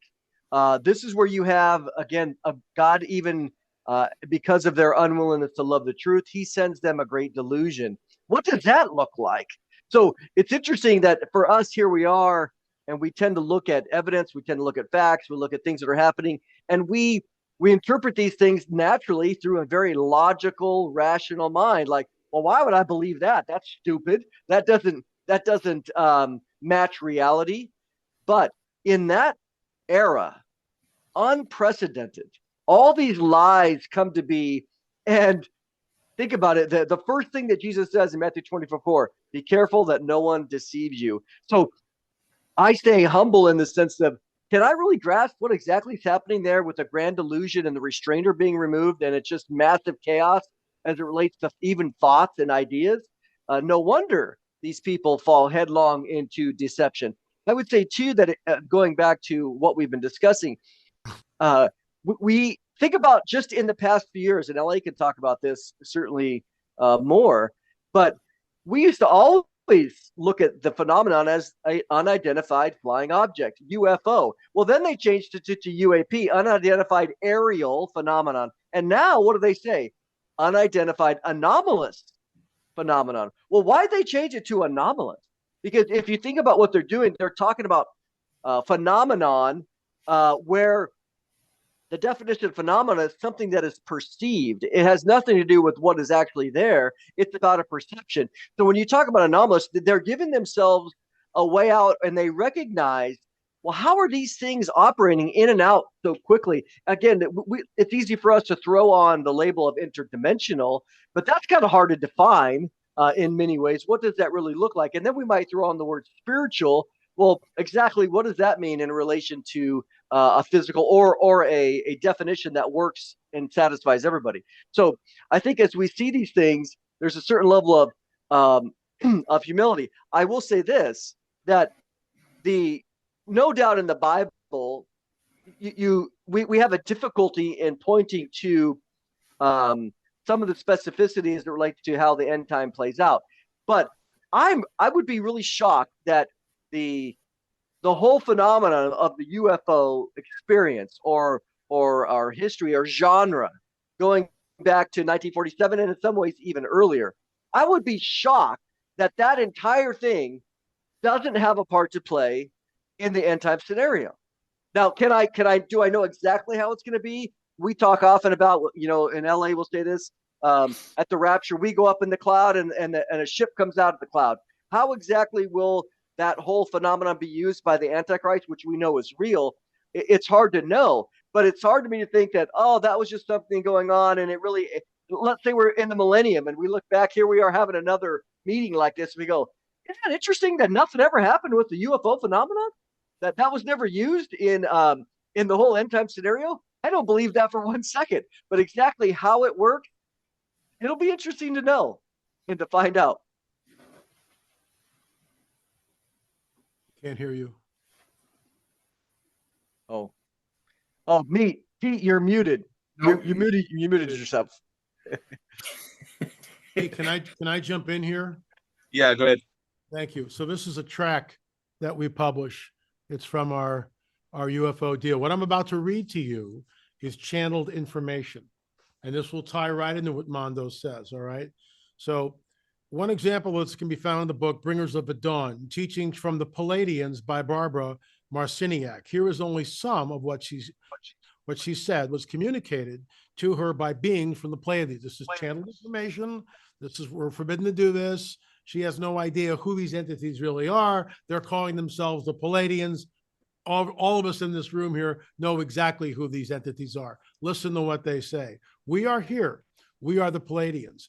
Humanity is learning a great lesson at this time. Ready, drum roll. The lesson is, of course, to realize your godhood. Right there, strike one. If human beings do not change, if they do not make the shift in values and realize that without Earth, they could not be here, then Earth and its love for its own initiation is reaching for a higher frequency. Strike two, Earth is, it's like Gaia. They're trying to, make Earth some sort of a living, breathing entity. Sorry, not buying that. Let's continue. And this is the punchline here. That Earth and its love for its own initiation is reaching for a higher frequency will bring about a cleansing that will balance it once again. Folks, I heard this 50 years ago when I was in the New Age. Listen really carefully. Mondo, to your point, there is a potential for many people to leave the planet in an afternoon. The people who leave the planet during a time of Earth changes do not fit here any longer, and they are stopping the harmony of Earth. Some of the creator gods were master geneticists. It has been our attention to expand your ideas of who your gods are, because those gods will be returning to Earth. Oh. Right? I mean, you can't make this stuff up. You can't make it up. And I heard that 50 years ago before I even knew what the rapture was. And she's saying it point blank. In an afternoon, those pesky Christians, those pesky fundamentalists who are not ready for the Earth changes, who do not want to leap into our own godhood, will be, I mean, they're already explaining it. We go up, they come down. We go up, they show up. That's conjecture. We don't know how it's going to play out. But as Mondo said, if the UFO phenomena isn't, the coming great deception, then I've missed my calling. Then what is? What are we looking at? But this is it. And this is when a mile-wide craft appears, and I'll end with this, when a mile-wide craft appears anywhere on this planet, it's an ultimate game changer. Everybody's paradigm shifts. But when you look at the Super Bowl commercial, hello down there, there are multiple crafts appearing all over the planet simultaneously. It's a Super Bowl commercial. It's a minute and a half long. The production value is through the roof. And it's, in my opinion, it's predictive programming. And it specifically shows a little diner in New Mexico, New York City, Paris, France, and a city in Japan. Obviously, it's a worldwide global event. That's the coming great deception. And we heard it from Chandler, Barbara Marciniak. This is, in my opinion, this is it right here. This is the game changer. Mondo, do you think that the mark is, to touch on something that you had just mentioned, do you think that the mark will be marketed as something where when you take it, you can achieve your godhood, or it puts you on the path through your own godhood kind of thing? The mark of the beast? Well, that's hard to say for sure. Of course, we're all, talking speculative here. We know, again, Revelation 13, it's presented as it's causes. So there's no doubt the Bible doesn't tell us that it's necessarily how it's presented or where it's forced. I think a lot of times, I know for me, when we say that the Antichrist causes all, however, that we tend to think synonymously that he forces all. Now, going to what you just said, what we've seen over the past few years as it relates to vaccines, I can tell you this, and maybe I'm ignorant, but I've studied prophecy a long time. 10 years ago, when I've ever read anything on the mark of the beast, I never heard a single person say, hey, by the way, the mark of the beast is going to be could be a vaccine solution. Now, granted, now we recognize that, wow, that's pretty interesting that now they have vaccines that could just be stamped on you or whatever.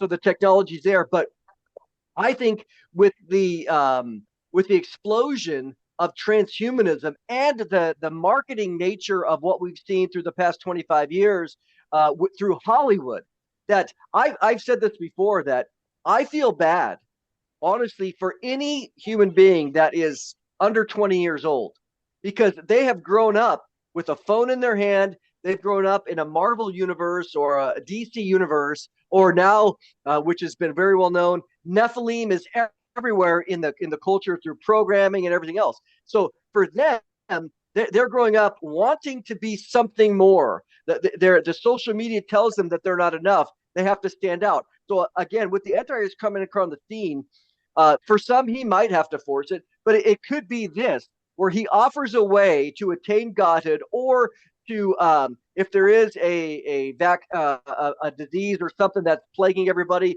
and this is the solution, but it's a double solution. Not only will it protect you from this horrible situation, but it'll transform you into something major. And people, this is what we know, people will be lining up to take this thing.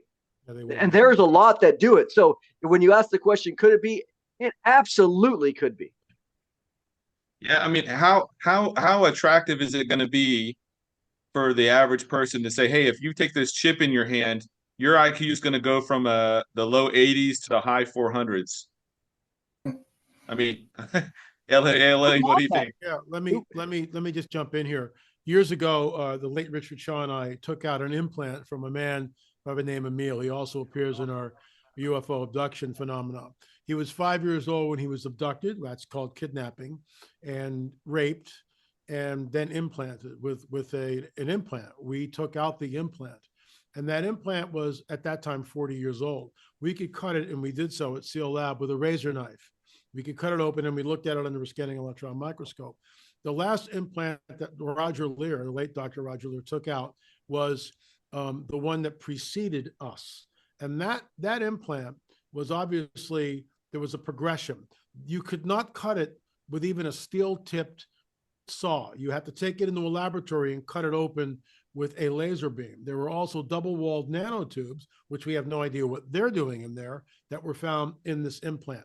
Whoever is creating these implants has spent an inordinate amount of time, energy, and resources to do so. And there is an evolution of them that goes back 50 years. There's an evolution of the implants. I honestly believe, and by the way, I've had two abductees, one man, one woman, who took out the implant in their forehead right here, took it out themselves. They walked into the bathroom, one was a man, one was a woman, took a razor knife and cut the thing out themselves. I'm not making this up, because they got tired of all the manipulation, and they realized that they had to get rid of this thing. So the hand and the forehead, there it is. Dr. Roger Lear saw one that was in the forearm, literally as they went to go get it, travel up the guy's arm. I'm not making this up. So I believe that this is the mark. To Mondo's point, it may have something to do and tie in with vaccines or something like that. Or they could just say, this is a DNA upgrade. We created all life on this planet. Here, take this little mark and you'll live 500 years disease-free, blah, blah, blah. What's interesting, and this was in my redo of the very first UFO film, there was a woman who was a New Ager, and I interviewed her in 2016, right? So this is years ago. Interviewed her in 2016, and I didn't include that interview in the film. So I'm doing a re-edit of the thing, and I'm watching what she's saying. And now she's telling us something that happened to her in 2004. And this was in 2022 that I'm re-editing this. And this event happened to her in 2004.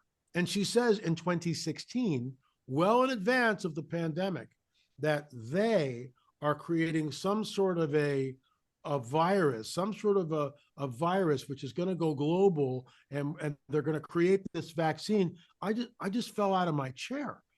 And who are they? She was abducted, and that's what they told her was the game plan. Now, I can't vet that because it's only her story, but don't you find that incredibly chilling that if these entities, and of course I believe that they are nefarious and interdimensional, and they are the fallen ones, and here they are with their whole plan of deception, that isn't it interesting that maybe they were behind this whole thing? Because in my opinion, I'll end with this, in my opinion, the whole scamdemic was to basically take the entire population of this planet and manipulate them. You will do this.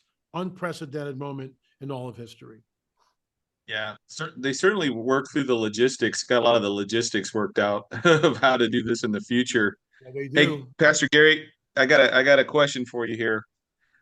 I read Tim Chaffee's book, Sons of God and the Nephilim, years ago, but it's a good book for the layperson. If you've never been exposed to that and you want to just get like a kind of an academic read where it's not like overwhelming you with academic terms and things. But it is a good book. But he mentions something in there that I found fascinating. When you look at the chronology of time and you look at the things that haunted and scared people over the years, over the centuries, you go from things like witches, vampires, werewolves, fairies, trolls, all the what we kind of think of as like the fantasy world in horror and things like that. What I find fascinating now is we're taking those things are all coming back through various means. On top of that, we got UFOs flying above us now that we can document through military aircraft, through satellite, through all manner of things. So we know there are things that are operating that defy the laws of physics, that seem to have nefarious intentions when people encounter them through abductions and whatnot. And then on top of that, you have the resurgence of the occult. We know I'm of the belief that there's actual fallen angels that interact with the Luciferian elite, the very top tier folks that are global elite, that they interact with real fallen angels. Because if they can take on human form, then it doesn't seem out of the stretch for me that they could manifest and then interact with these Soros and those kinds of people, right? So, Gary, what are your thoughts on the return of all these things? It seems like they're all compounding on top of each other. So it's not like one thing goes away and then that's gone to history. Now it's come back and you've got all these other things kind of stacking up on top of it. Where do you think that ends?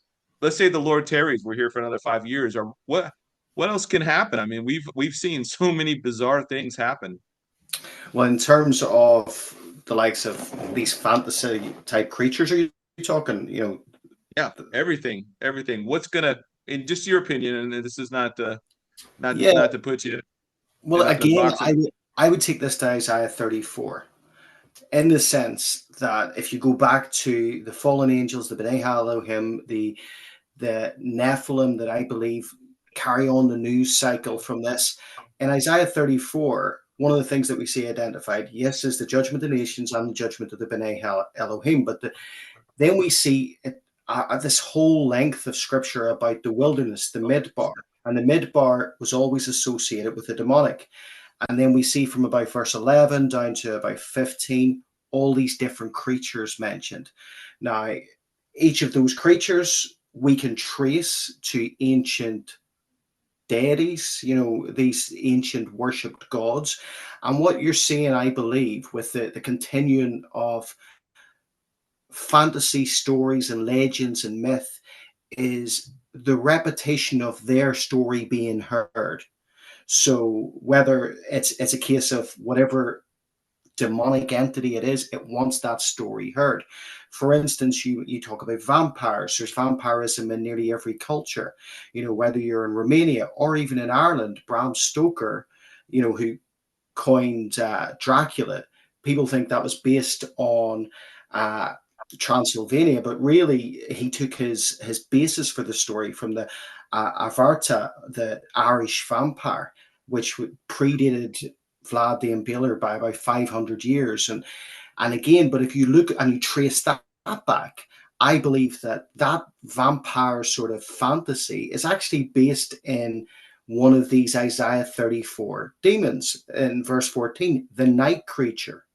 So the night creature is usually associated with Fahad, Lilat, so Lilith, that most people would, not Lilith as in Lilith being the other wife of Adam, because that's nonsense, but this demon, this Sumerian demon Lilith, which is kind of a succubus, this idea that it sits on top of someone and sucks the life out. Well, that's your vampirism continued. So when you see this, and this being continued in this age, but there's a difference in this age compared to, I even think, 50, 60, 70 years ago. You go back a while. I remember being brought up on, my dad loved Christopher Lee. Dracula is Christopher Lee. So he was the Dracula that you would allude to. That was the vampire. And he was always the bad guy. And, now, where you're in this culture, it's romanticized Hmm. and it's made to, this is an actual option for identity.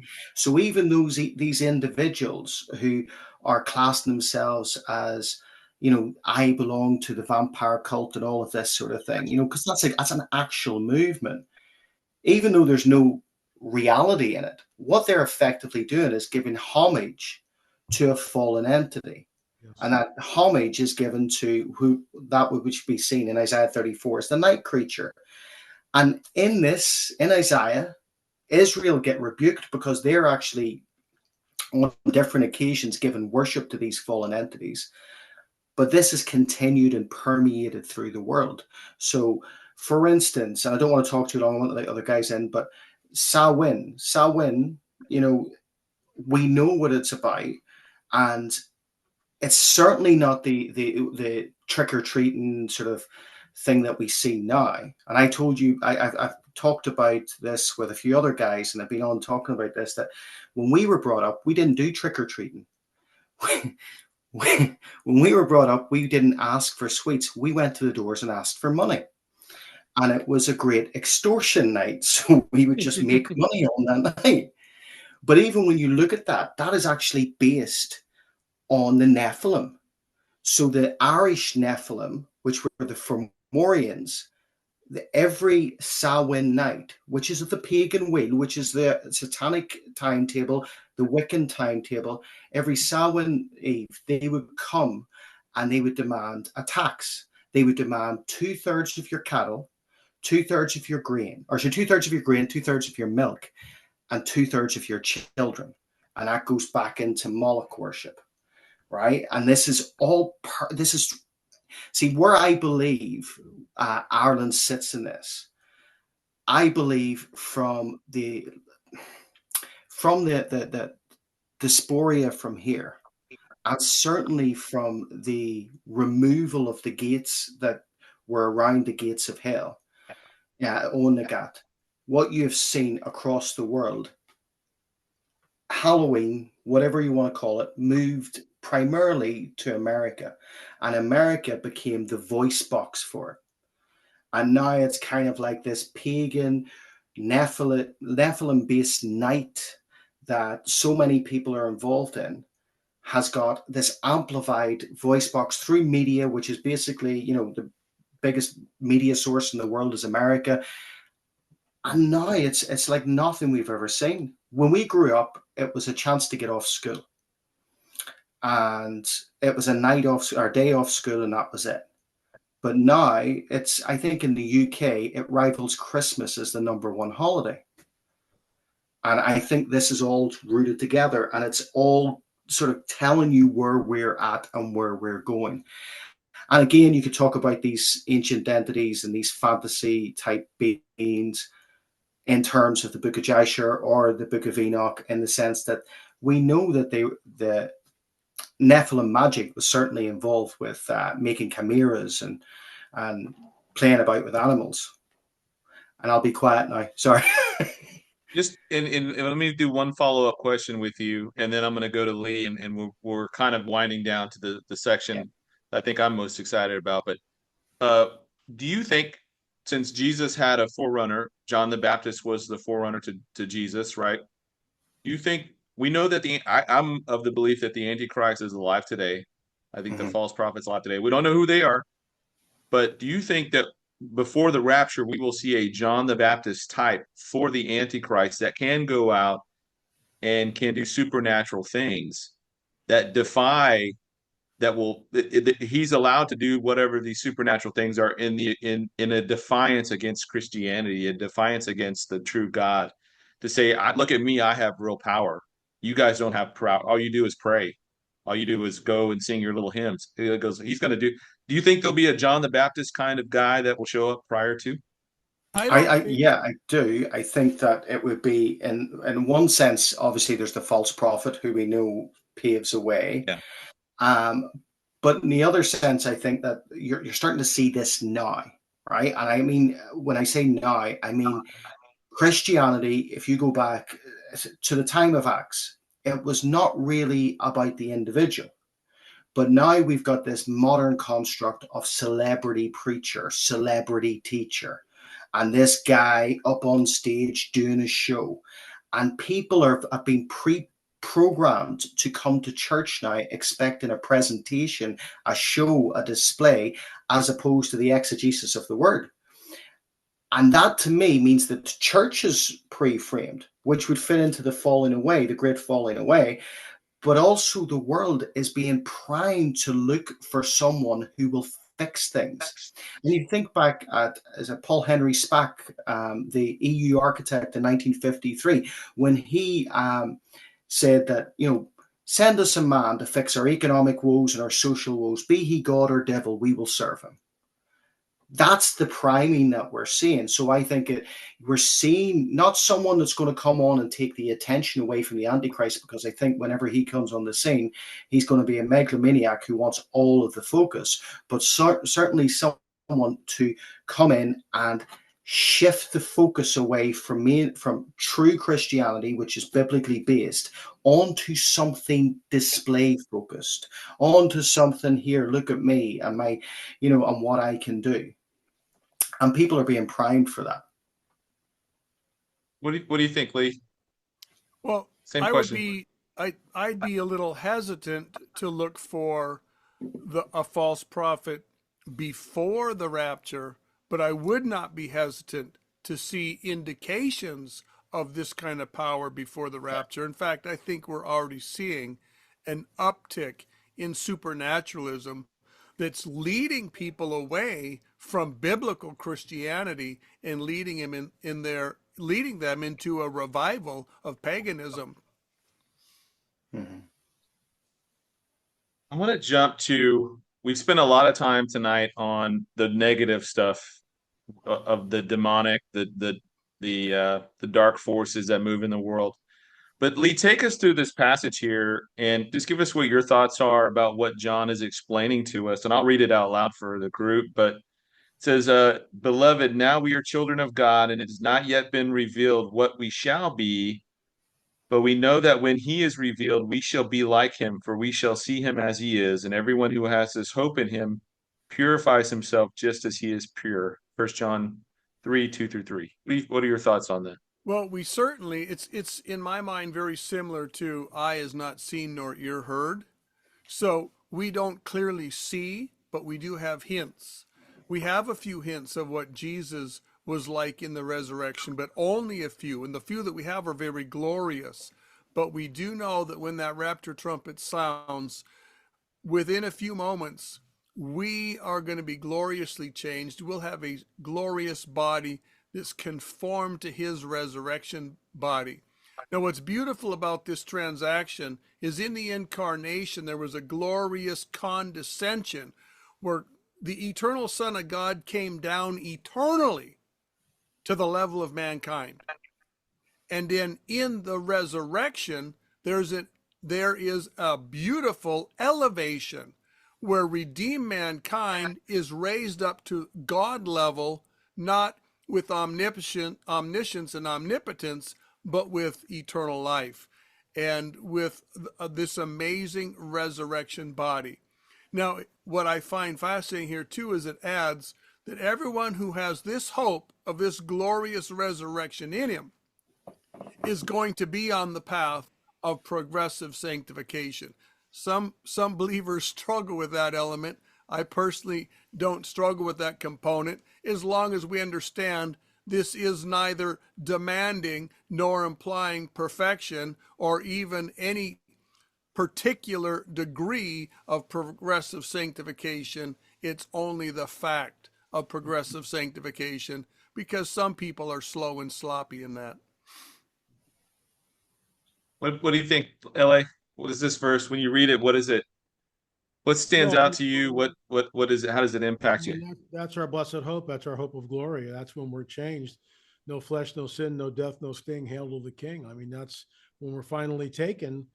Everything changes. We all groan. Paul tells us all creation groans. We groan. I groan. I wish it was yesterday that we were out of here. And yet, hand on the plow, we have to do what we have to do. I mean, souls need to be saved. People need to hear the truth. People need to hear the good news. I mean, I get all that. but I can't wait. I mean, and I don't know how he does that. And I realize for some of your listeners, they will think that this is a little outside, but I was taken twice. It wasn't a vision. I was taken both times for 3 seconds. One 44 years ago and the other one about 15 years ago. The one 15 years ago, I was getting ready to take a shower. All of a sudden, I was gone. I was not there. I was in a heavenly scene. Second one, I'm in this heavenly scene of people. There are people as far as you can see. As far as you can see. We're not all crammed in like sardines. There's comfortable spaces between people. It's not like theater seating where everybody's like this. It's not. We're very, very comfortable. That's second one. Second two, there's a holy reverential silence that permeates the entire scene. No one is going, hey, what just happened? Where are we? Everybody knows exactly what has just happened and where we are. Second three, I do this. I raise my hand and I look at my solar plexus and I realize my sin nature is gone. And I'm absolutely astonished. And then I'm back and I fall on my knees and I weep because it was for 3 seconds I was there. No sin nature. And somehow he removes that from us in a way that is absolutely mystical, profound, supernatural to the nines, but it's gone. There is no more sin nature. It is gone. It is, and we all will experience that. And there will be no doubt that what he's just done, not only are we in immortal bodies, but that sin nature is just completely gone, completely out of us. And that's why I looked at my solar plexus and raised my hands in wonder and in disbelief. Nanda? See this passage, I'm reminded of the entire, I would say, divine council worldview. In that, what you don't have here is verse 1, but it says something similar in that, behold, what manner of love that we have, that we're called the children of God. They're the sons of God here. I think the sons of God terminology in the New Testament is very, very unique. It does tie in a way to what we've been talking about this entire time, is in the sense of the sons of God, going back to Genesis 6, 2, and 4, that the sons of God were this very unique group. And so that's our destiny. And so what I find fascinating here is when you see this passage, it goes back to 1 Corinthians 15 in a parallel, in that this flesh and blood existence that we have cannot inherit the kingdom of God. But yet the beautiful thing is that this destiny, that's what John is saying here, is, hey, we're children of God, we're sons of God. And we see this in Romans 8, right? That the creation itself is waiting. It's been subjected to futility. It's waiting for the release or the unveiling of the sons of God. And so here, I think John is saying, look, we don't have the full details, but it's going to be awesome, because now to see the fullness of Jesus, again, this flesh and blood can't do that. But when we get there, our bodies are going to be conformed, as Lee said in Philippians 3:21, to be conformed to this lowly body is going to be transformed to be conformed to the image of Jesus' body. Therefore, the task that we have in front of us as glorified humans in order to rule and reign with Jesus is exactly what he's saying is, hey, look, do you realize your destiny? This is so rich. It's amazing. We don't have the full capacity. As Lee said, eye has seen, eye has not seen. But when we're there, it's going to be awesome. Therefore, if you have this destiny in your mind, live up to it. It's like Ephesians 4, where he just gets done talking about similar ideas in Ephesians 1-3 and says, therefore, now that you have this calling, walk worthy of it. Quit messing around and all this stupid stuff, when if you just grasp and keep the destiny that we have in front of us, we're going to be like, man, I want to live up to that glorified existence, which is in our future. So to me, this is one of the best passages ever in speaking about our future glory. Amen. Pastor Gary? The thing that sticks out for me straight away is that we will see him as he is.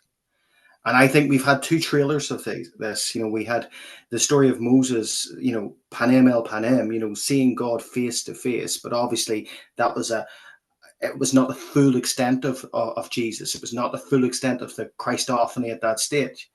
And then we've had the transfiguration in Matthew 17, and Peter, James, and John get to see the glory, the Shekinah glory of God in him, but we're going to actually be able to see him and actually just see him. And there's no photograph, there's no digital, or iPhone taking a photograph of Jesus, but we're going to be able to see him in such a, not the personification of him on the cross, but as he sits at the right hand of the Father. And I think, to me, that is just absolutely fascinating, but just overwhelming, because I can't wait for that moment. I can't wait for that moment that I get to see him. And I don't know how. We've all had moments in our lives, I'm sure, even if it's your salvation moment, where you just have that experience, right? It's that experience with him. It's the Holy Spirit drawing you, and you just don't want to leave that experience.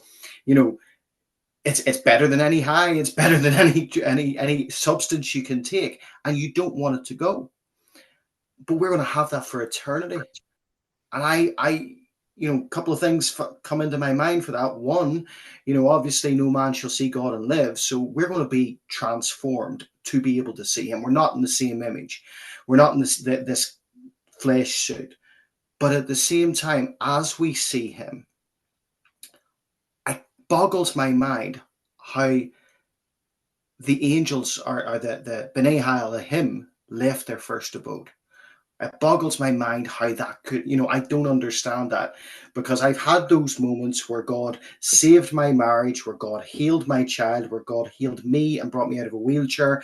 I've had all of those moments with God where it was not the effect of the answered prayer. It was being in his presence, and I just didn't want to move. I just didn't want to lose that. And we're going to have that for eternity.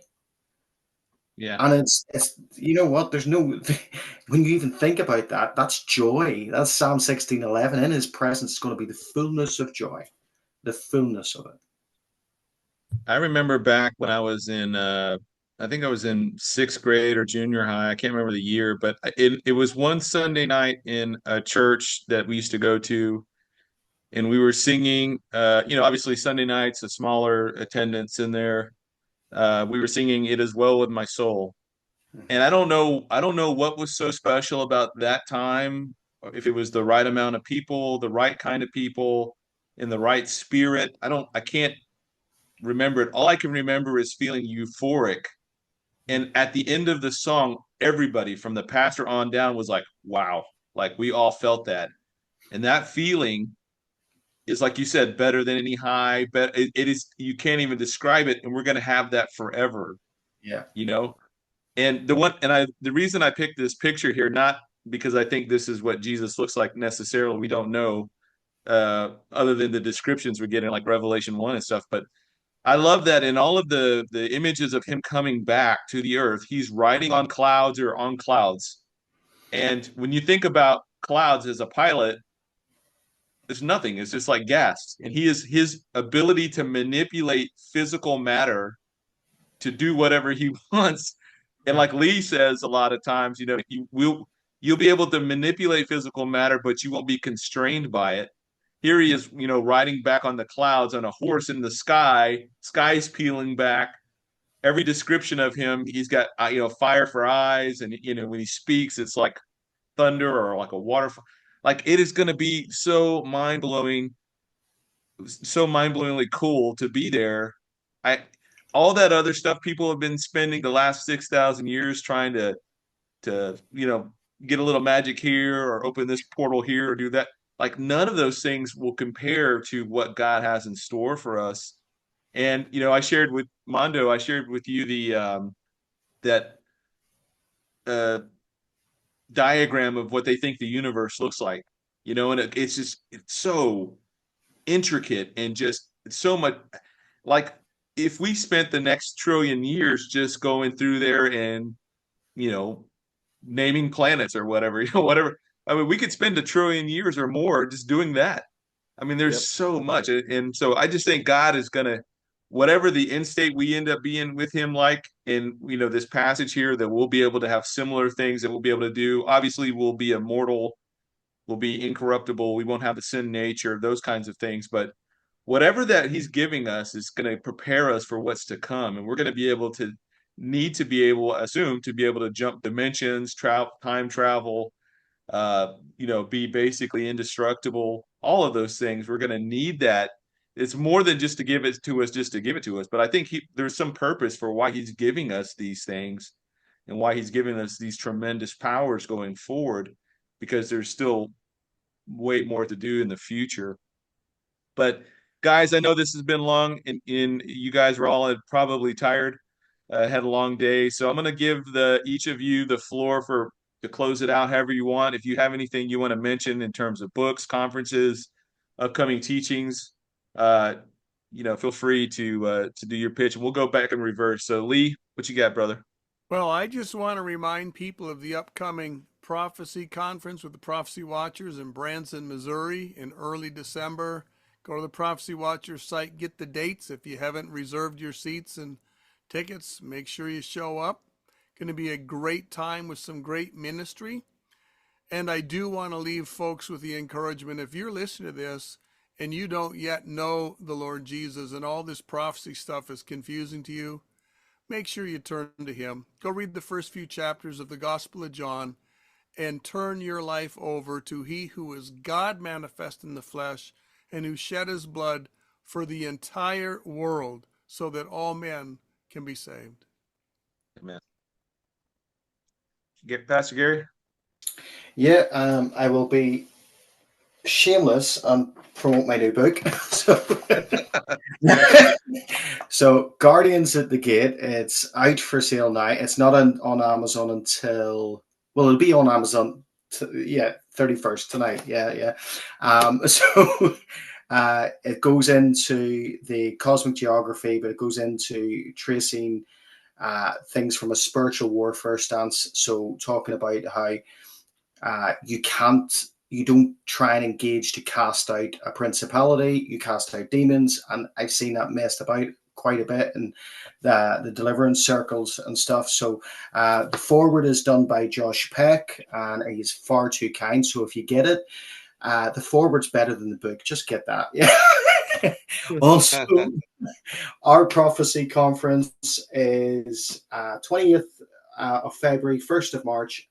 That weekend, Lee and Pete, you're coming. And also, I know Mondo's going to speak in just a second, but I know he's over at the Portadown Northern Ireland Conference at the end of the month. So, Mondo, I promoted that for you. All right, Mondo. Thanks, Lee, for that. December 5th through 8th, Branson. We only have about 50 seats left. We got 1,200 people coming. And the great thing about it is if people can't make it in person, they can get the live stream. And so prophecywatchers.com.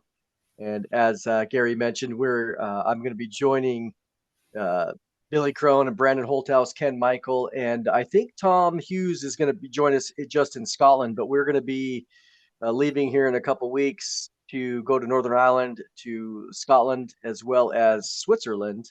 And so anybody watching, you can check it out, getalifemedia.com. You can see Billy has the schedule there on his website.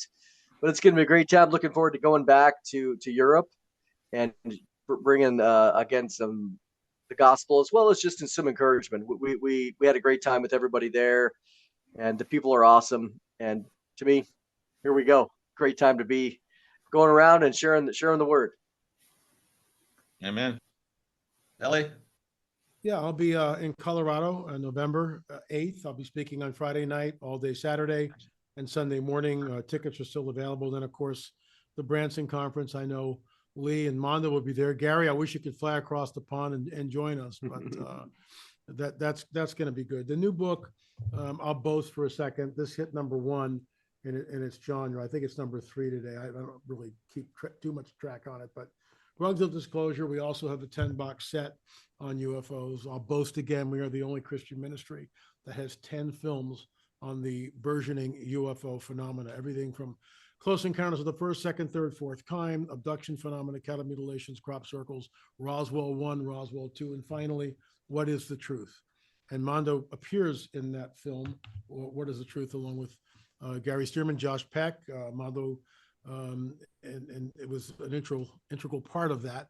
And as well as the other side, George Norrie, George Haas, for those of you who know him, and others of their ilk. So lamarzulli.com, lamarzulli.com. Thanks so much for having this and hosting this, Pete. Really appreciate it. And I just piggyback on what Lee said. The most important thing you could possibly do, if you're listening and you don't know him, and one phrase the Lord gave me years ago: if you think you know him, but you don't know him, then you don't know him.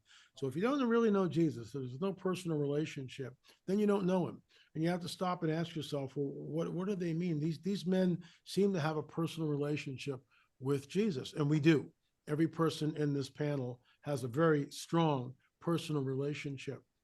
And it's very simple. You ask him into your heart. You confess that he who was sent for all humanity, that we are sinners and we needed someone to take that from us, which is what he does on the cross. So the work of the cross, and believe on him who was sent, confess with your mouth, and you'll be saved. I mean, if it was any harder, human beings couldn't do it. Okay. Amen. Gentlemen, thank you for coming tonight. Again, dude, we talked about so many different things, and I think that we did a pretty good job of kind of marching through time on this. So thank you for your time. I will post this and make sure to share the links and stuff with you. God bless you So guys. everybody have a good night, and remember that God holds the future in his hands. Halloween is nothing to be scared of. Pray over your house, pray over your family, and trust in the Lord. All right. Thank you guys. And I'm going to hit unrecord.